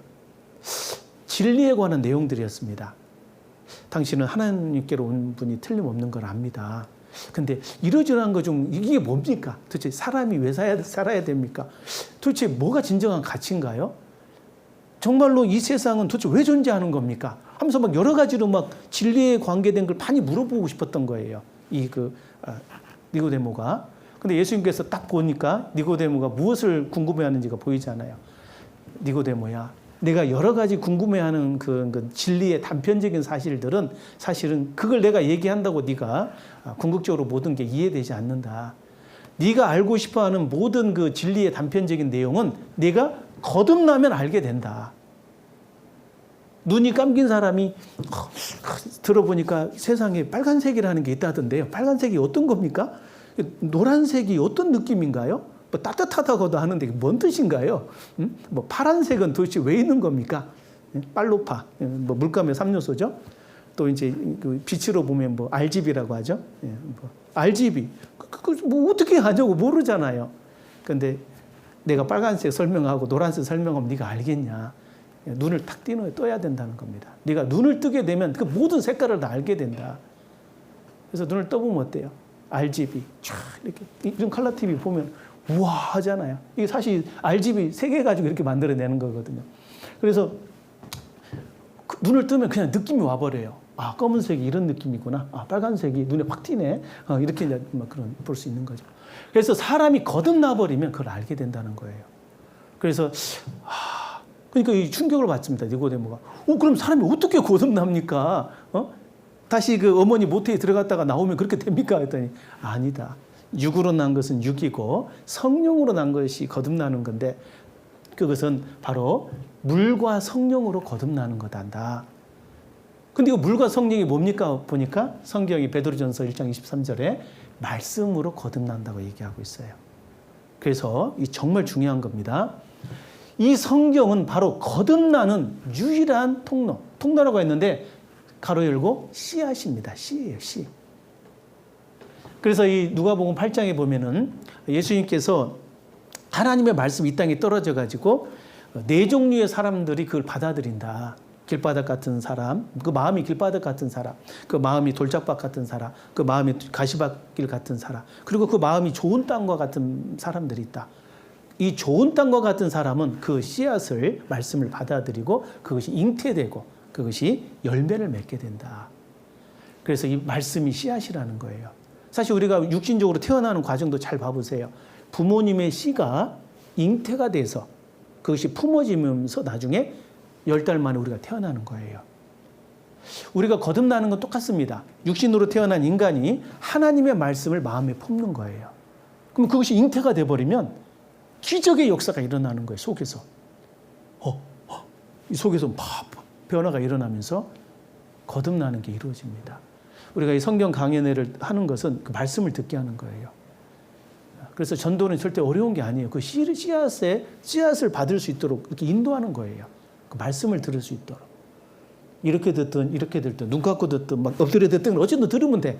그러면 그 속에 마음속에서 이것이 탁 심기는 사람이 있어요. 그분은 거듭나게 돼 있어요. 그래서 이 성경은 사람을 거듭나게 하는 씨앗이다. 거듭남의 유일한 통로다라는 걸 꼭 기억했으면 좋겠습니다. 그리고 성경은 구원받은 이후에 새로운 삶을 사는 그 방법을 제시합니다. 그래서 고린도후서 5장 17절에 그런즉 누구든지 그리스도 안에 있으면 새로운 피조물이라. 보라 새 것이 되었도다. 이전 것은 지나갔으니 보라 새 것은 되었도다. 그래서 이제 구원받은 이후에 자라야 되는 거예요. 그래서 신령한 젖을 사모하라. 이 말씀을 계속해서 공부받아야 이제 성장할 수가 있는 거죠. 그래서 성경은 크게 두 부분으로 나누어져 있습니다. 성경의 내용을 객관적인 주제로 나누어 보면은 첫 번째는 하나님이 보시는 인류의 역사예요. 그래서 역사의 진행과 결과, 그리고 우리가 가끔 이제 헷갈릴 수가 있으니까 그 목적하는 바를 명확하게 명시해주고 있어요. 제시해주고 있습니다. 그래서 가끔 우리가 성경을 안 보고 세상을 살다 보면요, 막 세상은 이 세상에서만 계속 이렇게 목표를 삼다 보니까 막 갈팡질팡할 때가 있어요. 그때 다시 성경을 보고 눈을 들어 이렇게 내가 가야 될 곳을 다시 보게 돼 있는 겁니다. 그리고 그 두 번째 주제는 각 시대를 살아가는 인생들의 구원 계획서예요. 그래서 우리 죄인으로 태어난 인간이 구원을 받고 그리고 오늘 말씀의 주제에 하나님의 사람으로 온전해지게 하는 그 내용이 성경인 거죠. 그래서 성경은 이제 크게 세 부분으로 나누어져 있어요. 역사서와 예언서 그리고 체험서. 오늘 이 정도는 알아야 될 것 같아요. 한번 따라합시다. 역사서, 예언서 그리고 체험서. 개미가 세 부분으로 나눠졌다고 했죠. 머리, 몸통, 꼬리. 누가 개미를 세 부분으로 나누면 죽는다 그러더라고요. 예. 공부를 좀 더 해야 될 뿐입니다. 이렇게 성경을 세 부분으로 나누면 뭐 겉장, 속장 이게 아니고 역사서와 예언서 그리고 체험서입니다. 그래서 이 세 가지로 나누어지는데 역사서는 이 세상이 어디서 와서 어디로 가는지, 그래서 현재를 사는 내가 어떤 위치에 있는지, 무엇을 위해 사는지를 이렇게 설명하는 중요한 그 교훈이 있고, 예언서는 우리는 살다 보면은 가끔 이제 이렇게 미혹될 때가 많아요. 그때 우리의 나아갈 방향을 제시해 주는 거죠. 나침반과 같다고 보시면 돼요. 그리고 이제 체험서가 중요한데요. 우리가 이제 역사서와 예언서를 통해서 우리가 성경 강연회가 이제 많이 구성이 됩니다. 그래서 진짜로 세상 역사가 이렇게 되는구나. 그리고 진짜 과거에 그 예수님께서 이러이러한 일을 했구나. 이러면서 이렇게 그 이제 구원까지 받잖아요. 근데 구원받은 이후에는 이 체험서가 중요한 거예요. 구약 성경에 체험서가 5권 있죠. 욥기, 시편, 잠언, 전도서, 아가. 신약 성경에는 체험서가 21권이나 있어요. 신약 성경은 거의 체험서입니다. 그래서 로마서부터 시작해서 고린도 전후서, 갈라디아서, 에베소서, 빌립보서, 골로새서, 그다음에 데살로니가 전후서, 디모데 전후서, 디도서, 빌레몬서, 히브리서, 야고보서, 그리고 베드로 전서, 후서, 요한 1, 2, 3서, 그리고 유다서까지 21권이 바로 이 체험서예요. 그래서 이 21권의 책, 또 구약의 5권의 책을 통해서 이 체험서가 뭐냐면 말 그대로 체험. 어떤 시대를 살아가던 분들이 하나님을 만나고 하나님과 동행하면서 경험했던 내용들이에요. 그래서 구원받은 이후에 이러이러한 걸 경험한 것을 기록해 놓은 겁니다. 그 대표적인 게 바로 시편이에요. 그래서 시가서라고도 합니다. 체험서를. 그래서 이 시편 같은 책을 보면 그냥 인생을 한마디로 딱 그냥 한 편의 시로 정리를 해놨어요. 그 시편이 150편이 돼 있잖아요. 이게 그 수백 년간에 걸쳐 내려오는 그 믿음의 선진들의 내용이 5번의 그 재편 과정을 겪어가지고 5권으로 구분되어 있는 게 시편이에요. 그 중에 첫 번째 그 서시와 같은 게 뭐냐면 시편 1편. 복 있는 사람은 딱 그냥 나오잖아요. 복 있는 사람. 결론이 뭐냐? 여호와의 율법을 즐거워하여 그 율법을 주야로 묵상하는 자더라. 이 성경 말씀을 주야로 묵상하는 게 복 있는 사람이더라. 이게 시편의 핵심입니다. 진짜 복 있는 사람이 누구냐? 뭐 이렇게 대통령이 되는 사람이냐? 막 돈을 그냥 막 세계 돈을 다 끌어모은 사람이냐? 결혼을 막 수십 번 한 사람이냐? 아니라는 거예요. 진짜 복 있는 사람 뭐냐? 여호와의 율법, 이 말씀을 즐거워해서 그 말씀을 주야로 하루의 삶 속에서 묵상하는 사람이 최고더라 이거예요. 진짜 오늘 말씀을 통해요. 이것만 좀 마음에 좀 다잡았으면 좋겠어요. 묵상해야 되는구나. 오늘부터 성경 읽어야 되겠구나. 이게 복 있는 사람이구나. 이것만 알면 진짜 오늘 수업 진짜 잘한 겁니다. 평생 그렇게 해야 돼요. 평생. 그러니까 하루의 삶 속에서 말씀을 묵상하는 거예요. 그게 최고입니다. 그래서 이 체험서가 하나님과 동행하던 그 선진들의 삶이 우리에게도 그대로 적용이 돼요. 로마서 15장 4절에 보면 무엇이든지 전에 기록한 바는 우리의 교훈을 위해서 기록되었다. 그래서 과거에 있었던 그 인물들의 그 삶. 내가 가만히 성경을 보다 보면요. 내 삶이 성경에 누구와 똑같아. 가만히 보니까 내가 에서와 같네? 저도 이제 털이 좀 있잖아요. 그래서 에서 같아요, 제가. 행동이 진짜 에서 같아. 야곱같이 막 집에서 막 요리하고 이런 거 막 절대 못하고요. 밖에서 운동해야 되고 막 이런 걸 좋아하는 사람이라. 그리고 뭐 그냥 팥죽 좋아하고. 그러니까 별로 아무리 봐도 에서더라고요. 나중에 가만히 봤더니 뭐야, 내가 사울이네? 사울과 똑같아요. 하나님 믿는 것 같이 하는데 가만히 혼자 있을 때 뭐 하는 거 보면 자기 생각대로 하고 있어요. 에서의 결국이 뭡니까? 다시는 회개할 기회를 얻지 못했어요. 사울의 결국이 뭡니까? 자살로 끝났어요. 자기 왕권이 끝나버렸어요. 잘 보면서 에서보다 야곱이 나았구나. 야곱이 왜 나은가? 야곱이 추구했던, 야곱이 갈망했던 게 뭐냐? 이게 진짜 중요한 거였구나. 나가서 이게 사냥하는 거, 나가서 돈 몇 푼 버는 게 중요한 게 아니구나. 에서는 그 당시에 그 사냥꾼이었어요. 지금으로 하면 돈 잘 버는 사람이에요. 나갔다 하면 먹을 거 갖고 오잖아. 나갔다 하면 돈 갖고 오고. 근데 그게 아니었다는 거예요. 사울보다는 다윗이 돼야 돼요.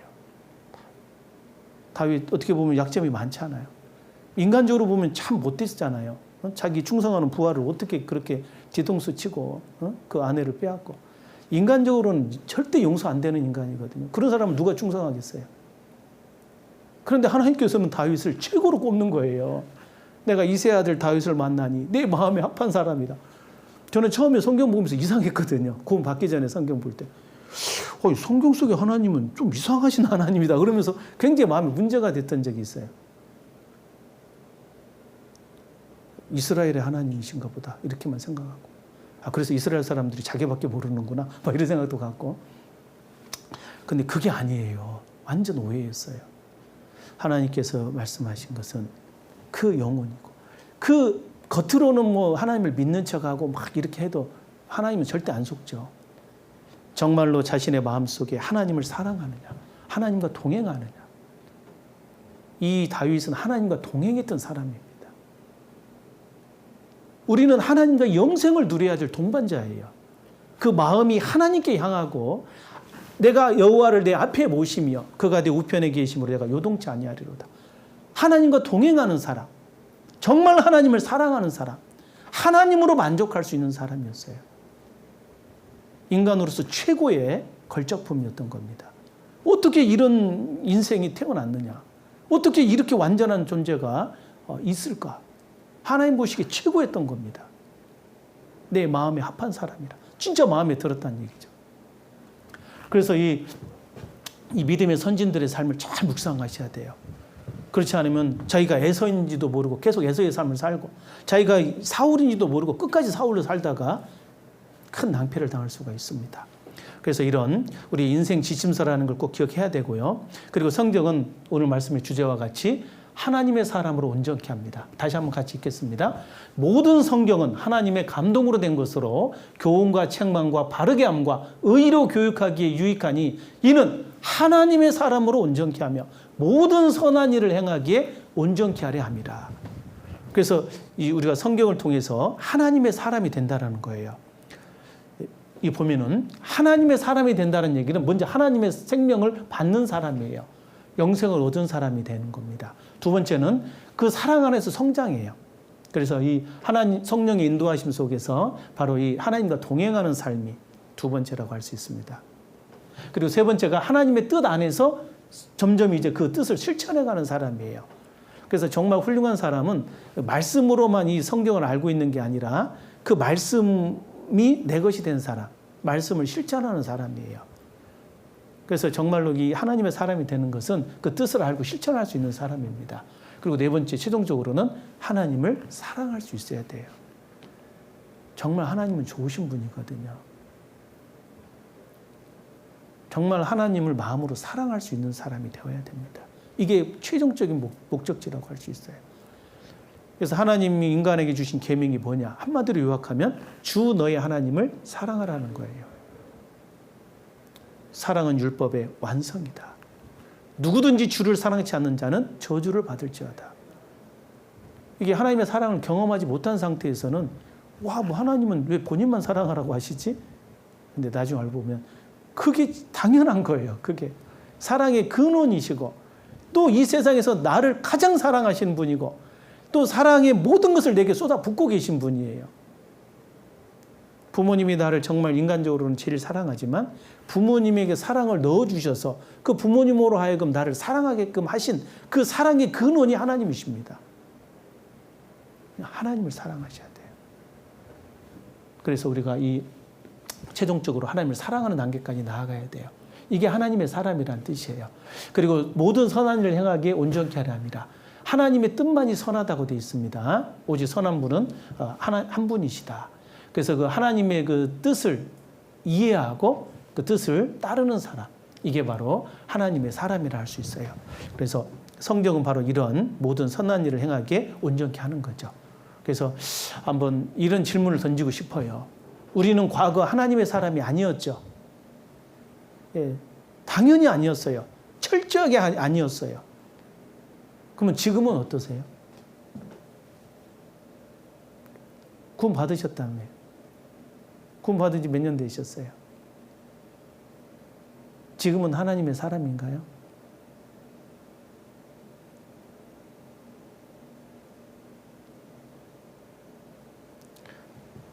사실 이런 이 디모데후서 3장 16절 17절 말씀 볼 때마다 내가 정말로 성경을 통해서 얼마나 교훈을 받고 있냐, 내가 얼마나 바르게 되었나, 내가 참으로 하나님의 사람이 맞나. 한국에 살면서도 한국 사람 같지 않게 사는 사람 꽤 많죠. 국가를 부정하고, 그죠? 다른 나라 그 반역자라고 합니다, 그런 사람. 어떤 집안에 태어났는데 그 가족의 구성원으로서 너무 합당치 않은 분이 있을 수 있어요. 우리가 구원받은 이후에 하나님의 사람인가 이걸 잘 생각해 봐야 되겠어요. 자, 이제 남은 시간 이걸 한번 생각해 봐야 돼요. 성경이 얼마나 중요하고 절대적인 체인지를 이제 알았다면 성경을 공부해야 되겠다. 성경의 공부를 이제 크게 말하면은 교회에서 배우는 교육이 있어요. 그래서 교회 내에 일반 교육이 있고 이것이 다가 아닙니다. 어떤 분은 이제 평생 성경 배우라니까 뭐 주일날 교회 나오는 게 다인 줄 알아. 아니에요. 정말 더 중요한 것은 개인적인 성경 공부, 개인적인 성경 묵상이 더 중요합니다. 아까 말씀드렸잖아요. 주야로 말씀을 묵상하는 사람이 가장 복 있는 사람이다. 그런데 개인적인 성경 묵상만 다가 아니라 교회 내의 일반 교육도 반드시 필요합니다. 그래서 그런 중요한 말씀들이 많은데요. 이 교회 내 일반 교육의 중요성이 있어요. 어떤 사람은 이 교회를 잘 안 나오는 분이 있어요. 그분은 정말 그 잘못된 생각을 갖고 있어요. 그래 놓고 집에서 뭐 조각 말씀 듣고 있대. 그 신앙이 조각조각 나누어질 겁니다, 아마. 원만하질 못해. 그리고 뭔가 이렇게 믿는 것과 아는 것이 하나가 안 돼. 편협되게 돼요. 계속. 편식하는 거예요. 편식. 자기가 뭐 좋아하는 말씀. 나는 우리 목사님 얼굴이 좀 마음에 안 든다고. 저 목사님이 나한테 옛날 나 들으라고 책망했다고. 다음부터 안 들어. 하고 이제 자기 귀에 맞는, 자기의 마음의 한 부분을 살짝 위로해 줬던 말씀. 그 목사님을 좋아하고 막 계속 그쪽에 이렇게, 이게 조각조각 분리가 됩니다. 그러지 마시고, 교회에는 하나이기 때문에 분명히 손이 이렇게 딱딱한 부분도 있고 부드러운 부분도 있어요. 또 더 부드러운 품도 있고. 그렇다고 뭐 이 품만 있어야 되겠어요? 어떤 것도 손발로 막아야 되니까. 그래서 이렇게 다 다릅니다. 근데 그것을 전체적으로 싹 이렇게 교회 안에서 이것을 알아가야 돼요. 이런 부분이 있고 이런 부분이 있구나. 이런 부분도 되게 필요한 거구나. 믿는 것과 아는 것이 하나가 되기 위해서 정말 교회 내 일반 교육에 아주 적극적으로 참여해야 돼요. 그래서 사실 그 교회에서 가르치는 모든 교육은요, 진짜 필요한 교육만 해요. 엑기스만 이렇게 골라서 하는 거예요. 또 그 중에서 편식해버리면 안 되잖아요. 그러니까 교회의 교육은 다 들으셔야 돼요. 가능하면. 꼭 어떤 이런 대학생 수련회도요, 그냥 다 들어도 돼요. 초등학생 들어도 되고. 어렸을 때 이런 거 하면 얼마나 좋겠어요. 그래서 이런 믿는 것과 아는 것이 하나가 돼야 됩니다. 그리고 이 복음은 일반적이에요. 가끔 성경을 이제 특수적으로 이렇게 생각하는 분들이 있어요. 뭐 비유를 깨달아야 된다는 둥, 이거 뭐 나만 깨달았다는 식으로. 그러면 안 됩니다. 이 진리의 특징이 바로 보편성과 일반성이에요. 그래서 이 보편 타당한 사실이나 법칙이 진리이기 때문에 이렇게 일반으로 얻은 구원을 들어 너에게 편지하는 뜻이 있었다. 단번에 주신 믿음의 도다. 이런 말씀들이 있는 겁니다. 그리고 성경에 어떤 내용을 자기만 깨달았다고 이렇게 생각하는 것을 조심해야 됩니다. 대부분 역사 속에서 어떤 그 이단의 그 출발이 어떻게 된 거냐면 성경을 자의적으로 해석을 해요. 그런 사람들 때문에 이렇게 문제가 됐던 거예요. 그래서 고린도전서 14장 36절에 보면 하나님의 말씀이 너희에게로부터 난 것이냐 또는 너희에게만 임한 것이냐 절대 아니라는 거죠. 그래서 자기만 깨달았다고 하면 안 되고 오히려 내가 잘못 생각하고 있을 가능성이 높습니다. 그래서 성경을 넓게 이제 알고 또 교회 안에서 교육을 받으셔야 되겠어요.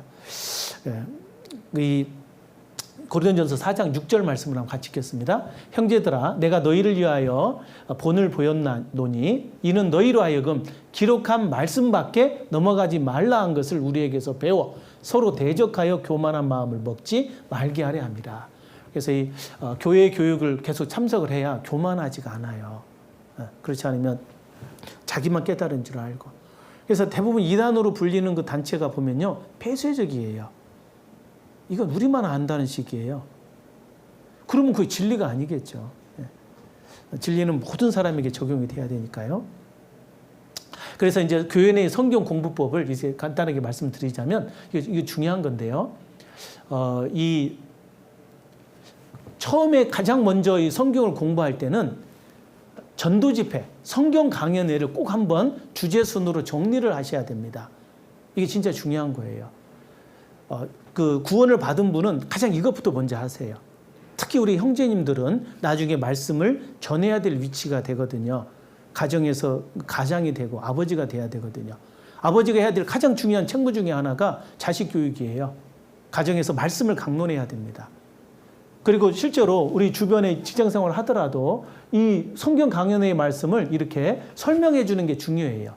이 생명을 건질 수 있는 지식이 바로 성경 강연이기 때문에 성경 강연의 주제는 한 문장으로 요약하자면 하나님, 나, 그리고 예수 그리스도입니다. 그래서 살아계신 하나님에 대한 말씀을 좀 정리해야 돼요.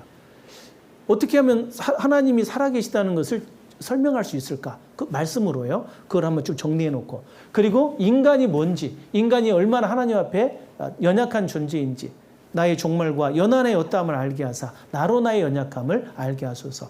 그 인간의 그 종말과 심판에 관한 그 부분을 좀 나름대로 정리해서 설명해 줄 수 있어야 돼요. 그리고 마지막 세 번째, 이게 이제 결론적인 부분이죠. 예수 그리스도를 통한 그 십자가의 은혜, 십자가의 사랑, 이걸 잘 설명해 줄 수 있어야 돼요. 이것만 잘 알아도요. 가끔 이제 그 학교 수행회 같은 데 가가지고 누가 막 혼자 막 머리 긋고 있는 분들이 있어요. 구원이 뭐냐고 이럴 때 설명해 줄 수가 있습니다. 누구든지 전도를 할 수 있는 거예요. 그냥 막 바빠 죽겠는데 막 전도인 줄 서가지고 전도인 기다리기, 물론 뭐 기다릴 수는 있겠지만 그러지 말고 좀 나름대로 설명해 줘요. 저도 구원을 받았는데 이러이러한 거 가뜩디다. 어떨 때는 아주 꼬마의 간단한 표현이 그게 정답일 때가 있거든요. 그러니까 그걸 잘 설명해 주시면은 진짜냐고, 근데 진짜라고, 저는 좀 설명이 부족해서 그러니까 한번 목사님께 한번 얘기해 보라고. 상담하다 보면 어떤 분은 막 구원이 다 돼가지고 오신 분이 있어요. 그러면 이제 설명만 해주면 맞다고 하면서 가시는 분이 있어요. 이게 얼마나 편해요. 어떤 분은 막 하나님 살아계신 것도 몰라가지고 막 다른 분 다 차치하고 막 창세기부터 설명해야 되는. 그러면 안 되겠어요. 그래서 누구든지 이 말씀을 정리하고 있어야 돼요. 두 번째는 이 구원받은 이후에는 막 창세기부터 막 냅다 읽지 말고 이 세 가지 부분에 대해서 먼저 읽으셔야 돼요. 혹시 이제 갓 구원받은 분이 계시다면 가장 먼저 요한복음을 읽으십시오. 요한복음을 읽으세요. 무조건 읽으세요. 그래서 복음이 뭔지를 깨닫게 돼요. 그리고 기독교의 모든 교리가 요한복음과 연결되어 있다고 해도 과언이 아니에요. 가장 중요한 핵심적인 그 믿음의 내용들이 요한복음에 다 있는 거예요. 요한복음, 특별히 예수님의 말씀을 이렇게 정독해서 한번 천천히 읽어보세요. 사람이 거듭나지 아니하면 하나님 나라에 볼 수 없느니라. 뭐 들어가지도 못하거나 보지를 못하는구나. 왜 본다라고 표현을 했을까? 이런 것들. 하여튼 그 말의 의미가 다 의미가 있어요. 또 두 번째 이제 복음을 확인한 다음에 뭐 다 이루었다 이런 말씀들, 다 그런 말씀이 좋죠.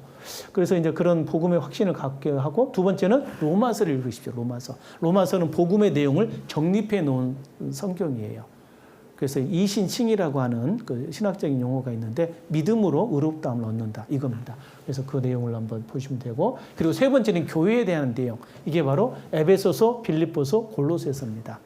이 세 가지를 읽으시면 돼요. 에베소서, 빌립보서, 골로새서. 그래서 에베소서가 교회가 뭔지, 교회를 하나님이 만세전부터 택한 거구나. 하나님의 모든 관심이 교회로 가 있구나. 또 교회 안에는 빌립보서 교제가 있는 거구나. 그리고 그 교제 안에서 성령님의 역사하시는 또 머리, 즉 예수 그리스도를 붙들어야 되는 거구나. 이런 내용들이 이제 골로새서를 통해 이제 나타나는 거죠. 이 세 가지를 읽는 게 좋습니다. 그리고 이제 나머지는 이제 진짜 개인적으로 성경을 읽기 시작하면 돼요. 그 성경을 처음에는 그냥 읽으셔요. 그 읽는 방법을 구체적으로 좀 다시 설명하자면 이렇게 되면 됩니다. 성경을 이런 식으로 읽어가면 되겠어요. 어떤 분은 성경 읽는 법을 잘 모르는 분이 있어요. 그래서 막 냅다 읽는데 그러지 마세요. 다 법이 있는 거예요. 그래서 오늘 이 말씀을 잘 좀 기억했으면 좋겠어요. 첫 번째 성경을 읽을 때는 누가복음부터 읽으십시오. 너 왜 누가복음부터 읽으라고 했냐? 누가 그러대요? 그러면서 읽으면 돼요. 그래서 누가복음부터 읽으세요. 왜 그러냐면 처음에 복음서를 읽어야 되는데 복음서가 4권이거든요. 그런데 마태복음은 유대인에게 주신 복음서예요. 그래서 내용이 어렵습니다. 그리고 무서운 내용이 많아요.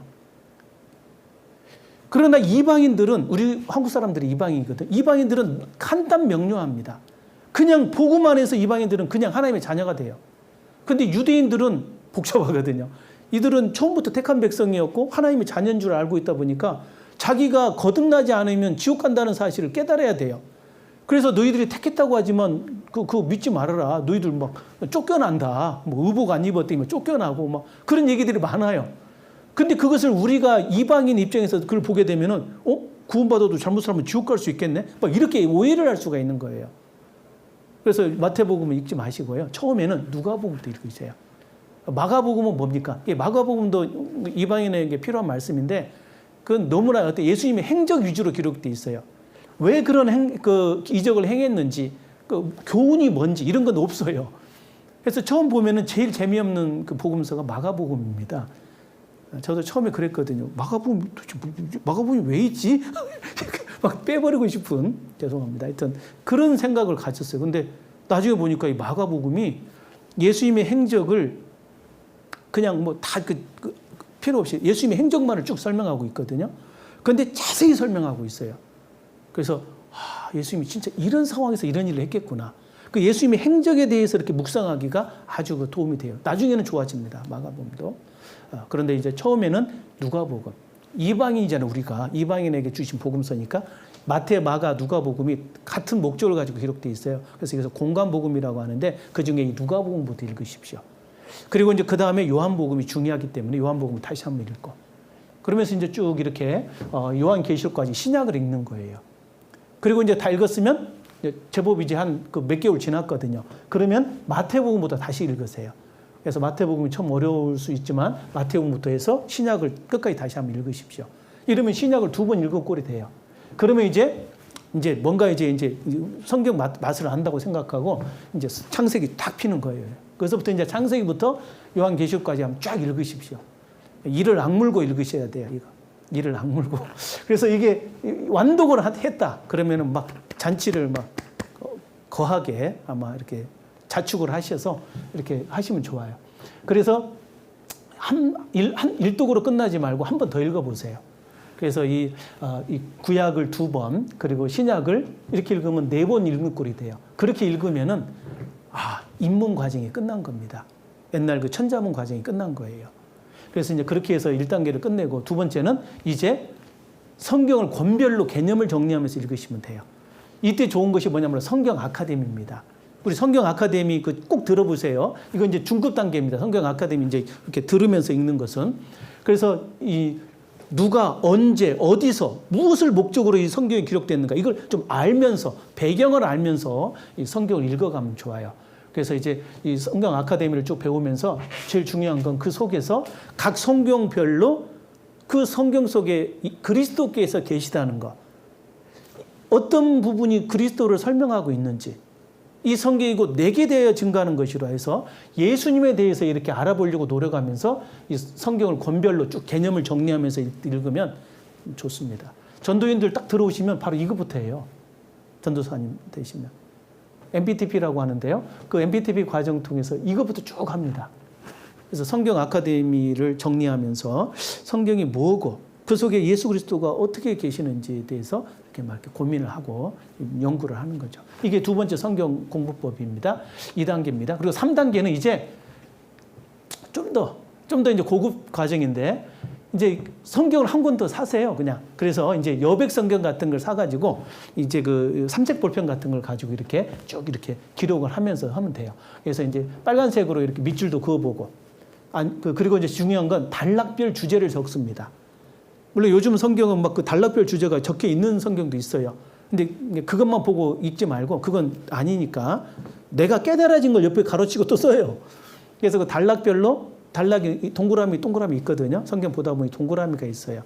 그 단락 어떤 주제의 내용이 바뀔 때 그때 그 위에다가 이렇게 여백 성경 같은 데 이렇게 표시를 해놓고 적어보세요.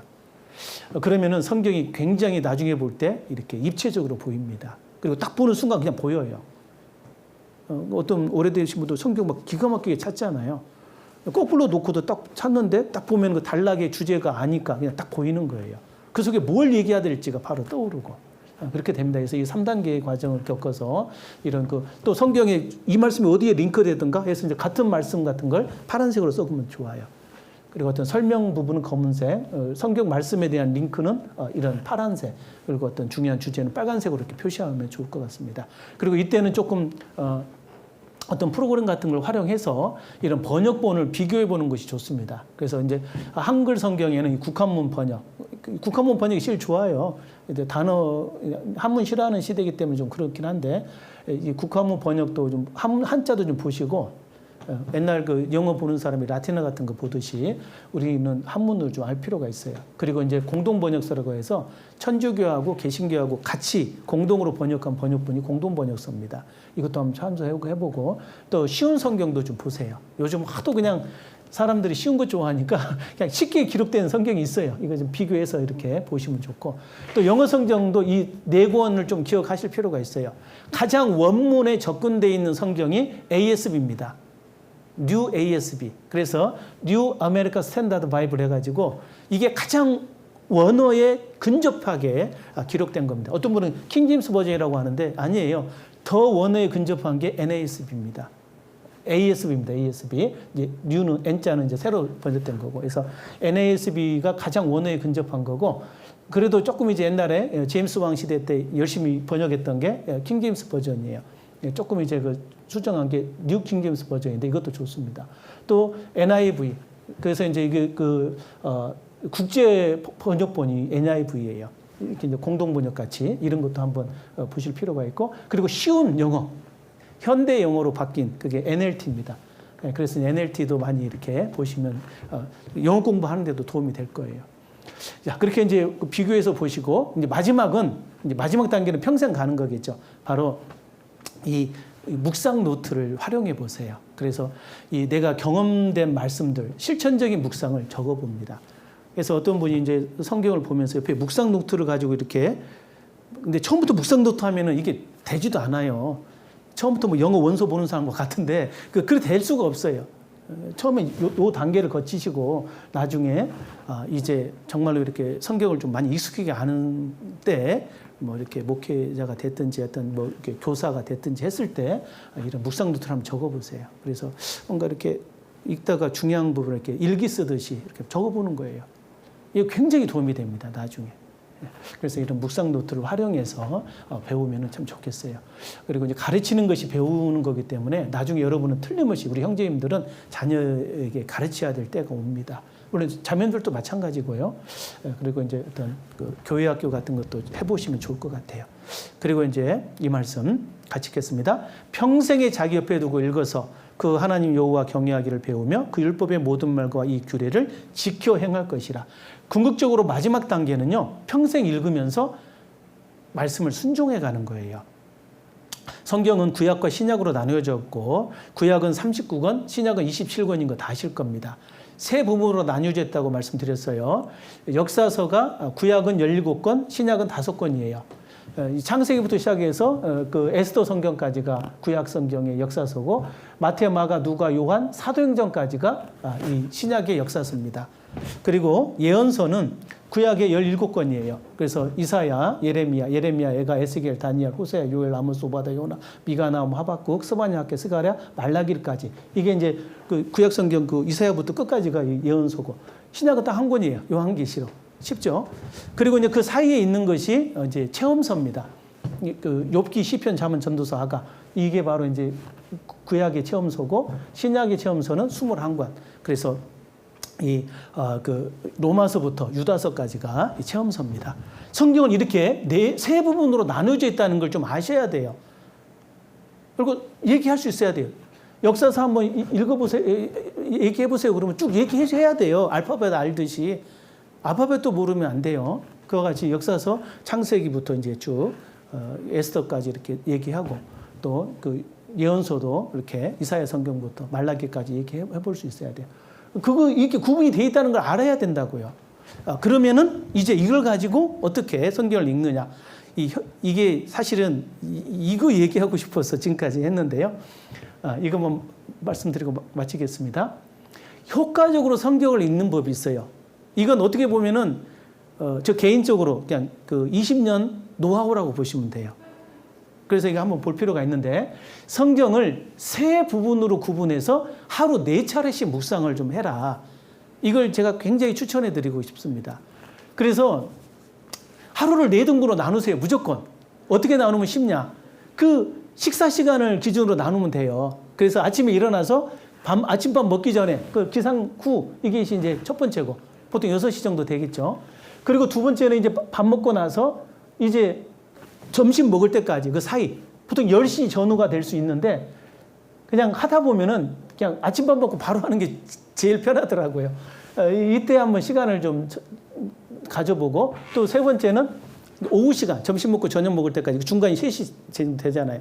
이제 직장 생활을 하다 보면 그래요. 이제 이렇게 보통 막 출근해서 성경 보고 있으면 이제 조금 있으면 발령 납니다. 그래서 어렵고 이제 이렇게 봐서 사람들 나갈 때가 있어요. 10시 전후하면 나가거든요. 그래서 이제 이렇게 뭐 하는 거 보면 담배 피고 뭐 커피 마시고 그럴 때 나는 화장실 가가지고 성경 보면 돼요. 그러면 누구라도 뭐라고 안 해요. 그래서 그 10시 전후가 좋고 오후에는 서너 시 사이가 제일 좋아요. 그게 어려우면 그냥 아침 먹고 그냥 이렇게 출근할 때 이렇게 지하철에서 또 오후에 점심 먹고 좀 다른 분들 이렇게 딴짓할 때 나는 성경 봐도 좋겠죠. 그러면 문제 안 됩니다. 그리고 이제 마지막 저녁 시간에는 이제 씻고 성경 보면 진짜 기분 좋고 잘 읽힙니다. 이제 취침 전에 한번 이렇게 읽는 게 좋아요. 그래서 하루를 4타임으로 나눠 가지고 성경을 보시면 돼요. 그리고 그때 보는 성경이 이 기상 아침에는 무조건 체험서를 읽으세요. 체험서가 최고예요. 아침부터 막 그 고기 구워 먹는 분 안 계시죠? 아침에는 그냥 샐러드 간단하게 요구르트 같은 거 먹는 게 더 편해요. 마찬가지로 성경 아침부터 막 그 예언서 읽고 있으면은 갑자기 하루가 막 어려워집니다. 그래서 이제 체험서를 읽는 게 제일 좋고 그리고 낮 시간에는 예언서가 제일 좋아요.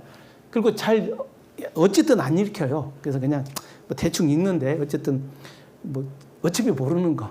그런데 그 내용 속에 이렇게 중요한 구절 같은 게 눈에 보일 때가 있어요.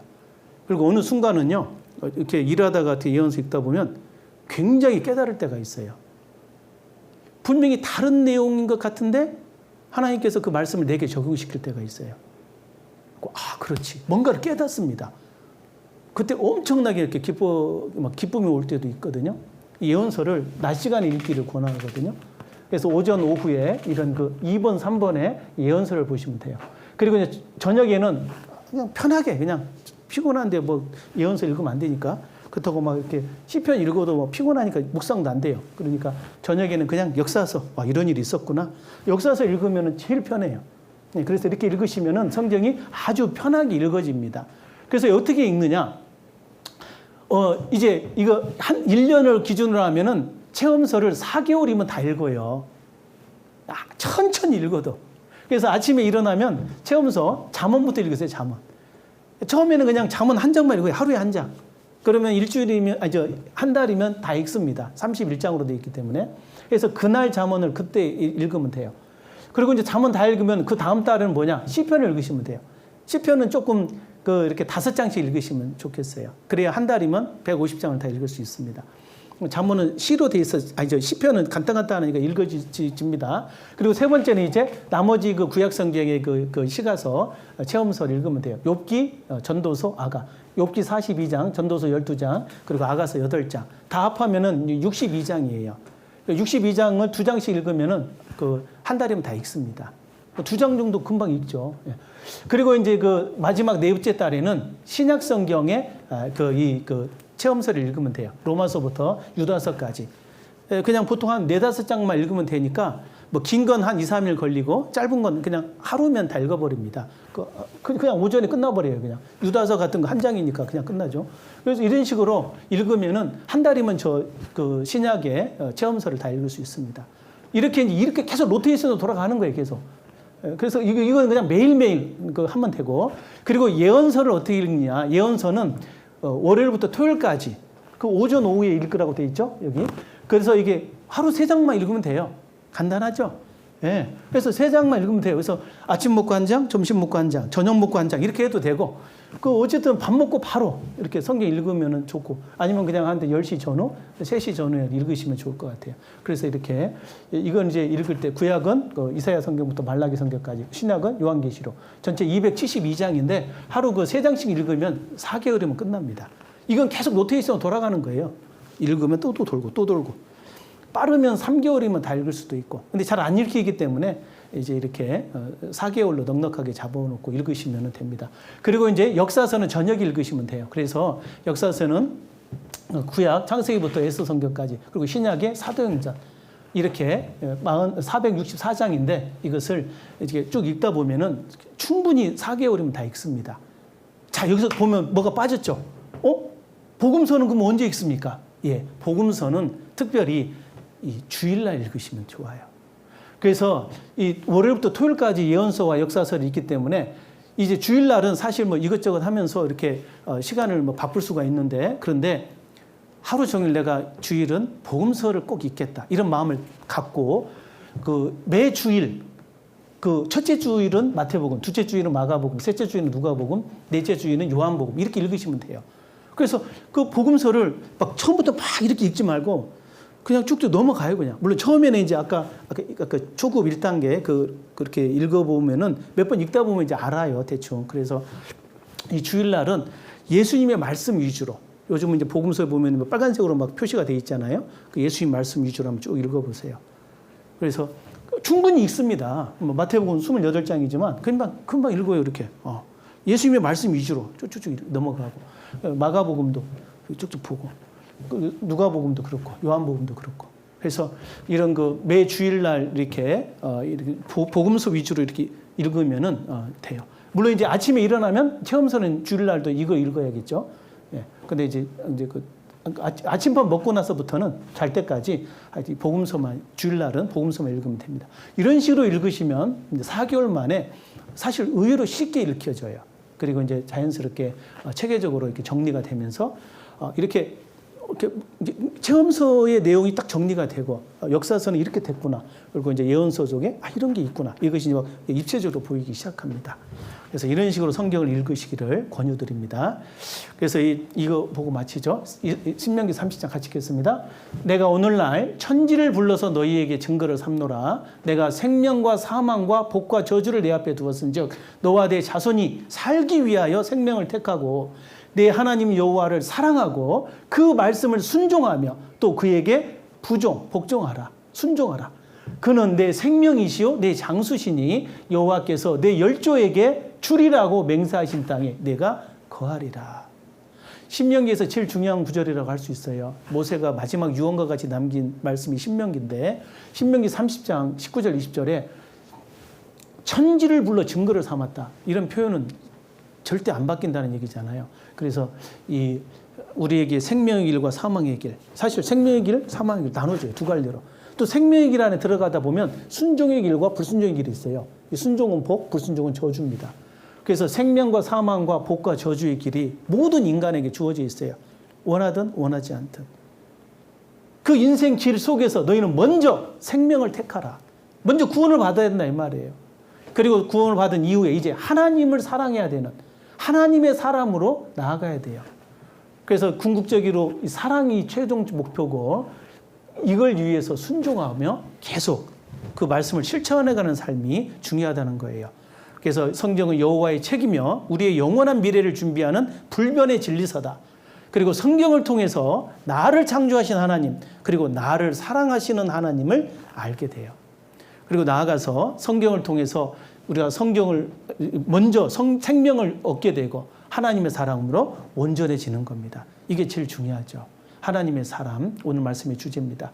그리고 성경을 순종함으로써, 실천함으로써 그 능력을 체험하고, 궁극적으로 약속된, 성경은 약속이잖아요. 모든 하나님의 약속을 유업으로 얻게 될 겁니다. 그리고 이런 성경 공부와 실천을 통해서 궁극적으로 우리가 하나님을 온전히 사랑하게 돼야 되는 것이 우리의 성경 공부의 최종 목표라 할 수 있겠습니다. 긴 시간 감사드리고요. 정말로 오늘 말씀을 통해 성경이 진짜 중요한 책이구나. 이런 생각을 꼭 가지시면 좋겠고, 또 그리고 나아가서 성경을 진짜 읽어야 되겠구나, 오늘부터. 그리고 나중에 정말 그 실천하는 과정 속에 가장 위대한 사람은 말씀이 자신이 된 사람이에요. 마귀도 그런 사람 어떻게 할 수가 없어요. 말씀을 어떤 지식적으로만 알고 있으면 그래도 이렇게 시험거리가 많이 나옵니다. 그러나 말씀이 내 생활이 돼버린 사람은 정말 훌륭한 사람이라 할 수 있어요. 평생에 자기 옆에 두고 읽어서 그 하나님 여호와 경외하기를 배우며 그 율법의 모든 규례를 행하는 우리 대학생 여러분이 됐으면 좋겠습니다. 기도하겠습니다. 주님 감사합니다. 오늘 성경이 우리 인생에게 어떠한 의미가 있고 또 그것이 우리에게 어떠한 유익을 주는지를 생각하게 하신 것 감사합니다. 참으로 주님께서 우리에게 주신 최고의 보물, 이 귀한 진리의 말씀을 저희들이 사랑하고 또 그 속에서 참으로 하나님을 알며 또 하나님의 은혜와 능력을 덧입으며 나아가 하나님을 사랑할 수 있는 저희들이 되기를 진심으로 원합니다. 우리 대학생 형제 자매님들 참으로 청년의 시기 더욱더 하나님의 사람으로 온전케 하시고 또 하나님의 모든 선한 역사를 감당하기에 부족함 없게 채워주시고 또 세워주옵소서. 모든 것 자비하신 주 성령님의 은혜와 그 인도의 손길에 부탁드리며 저희를 사랑하시는 예수님 이름 받들어 감사하며 기도드리옵나이다. 아멘.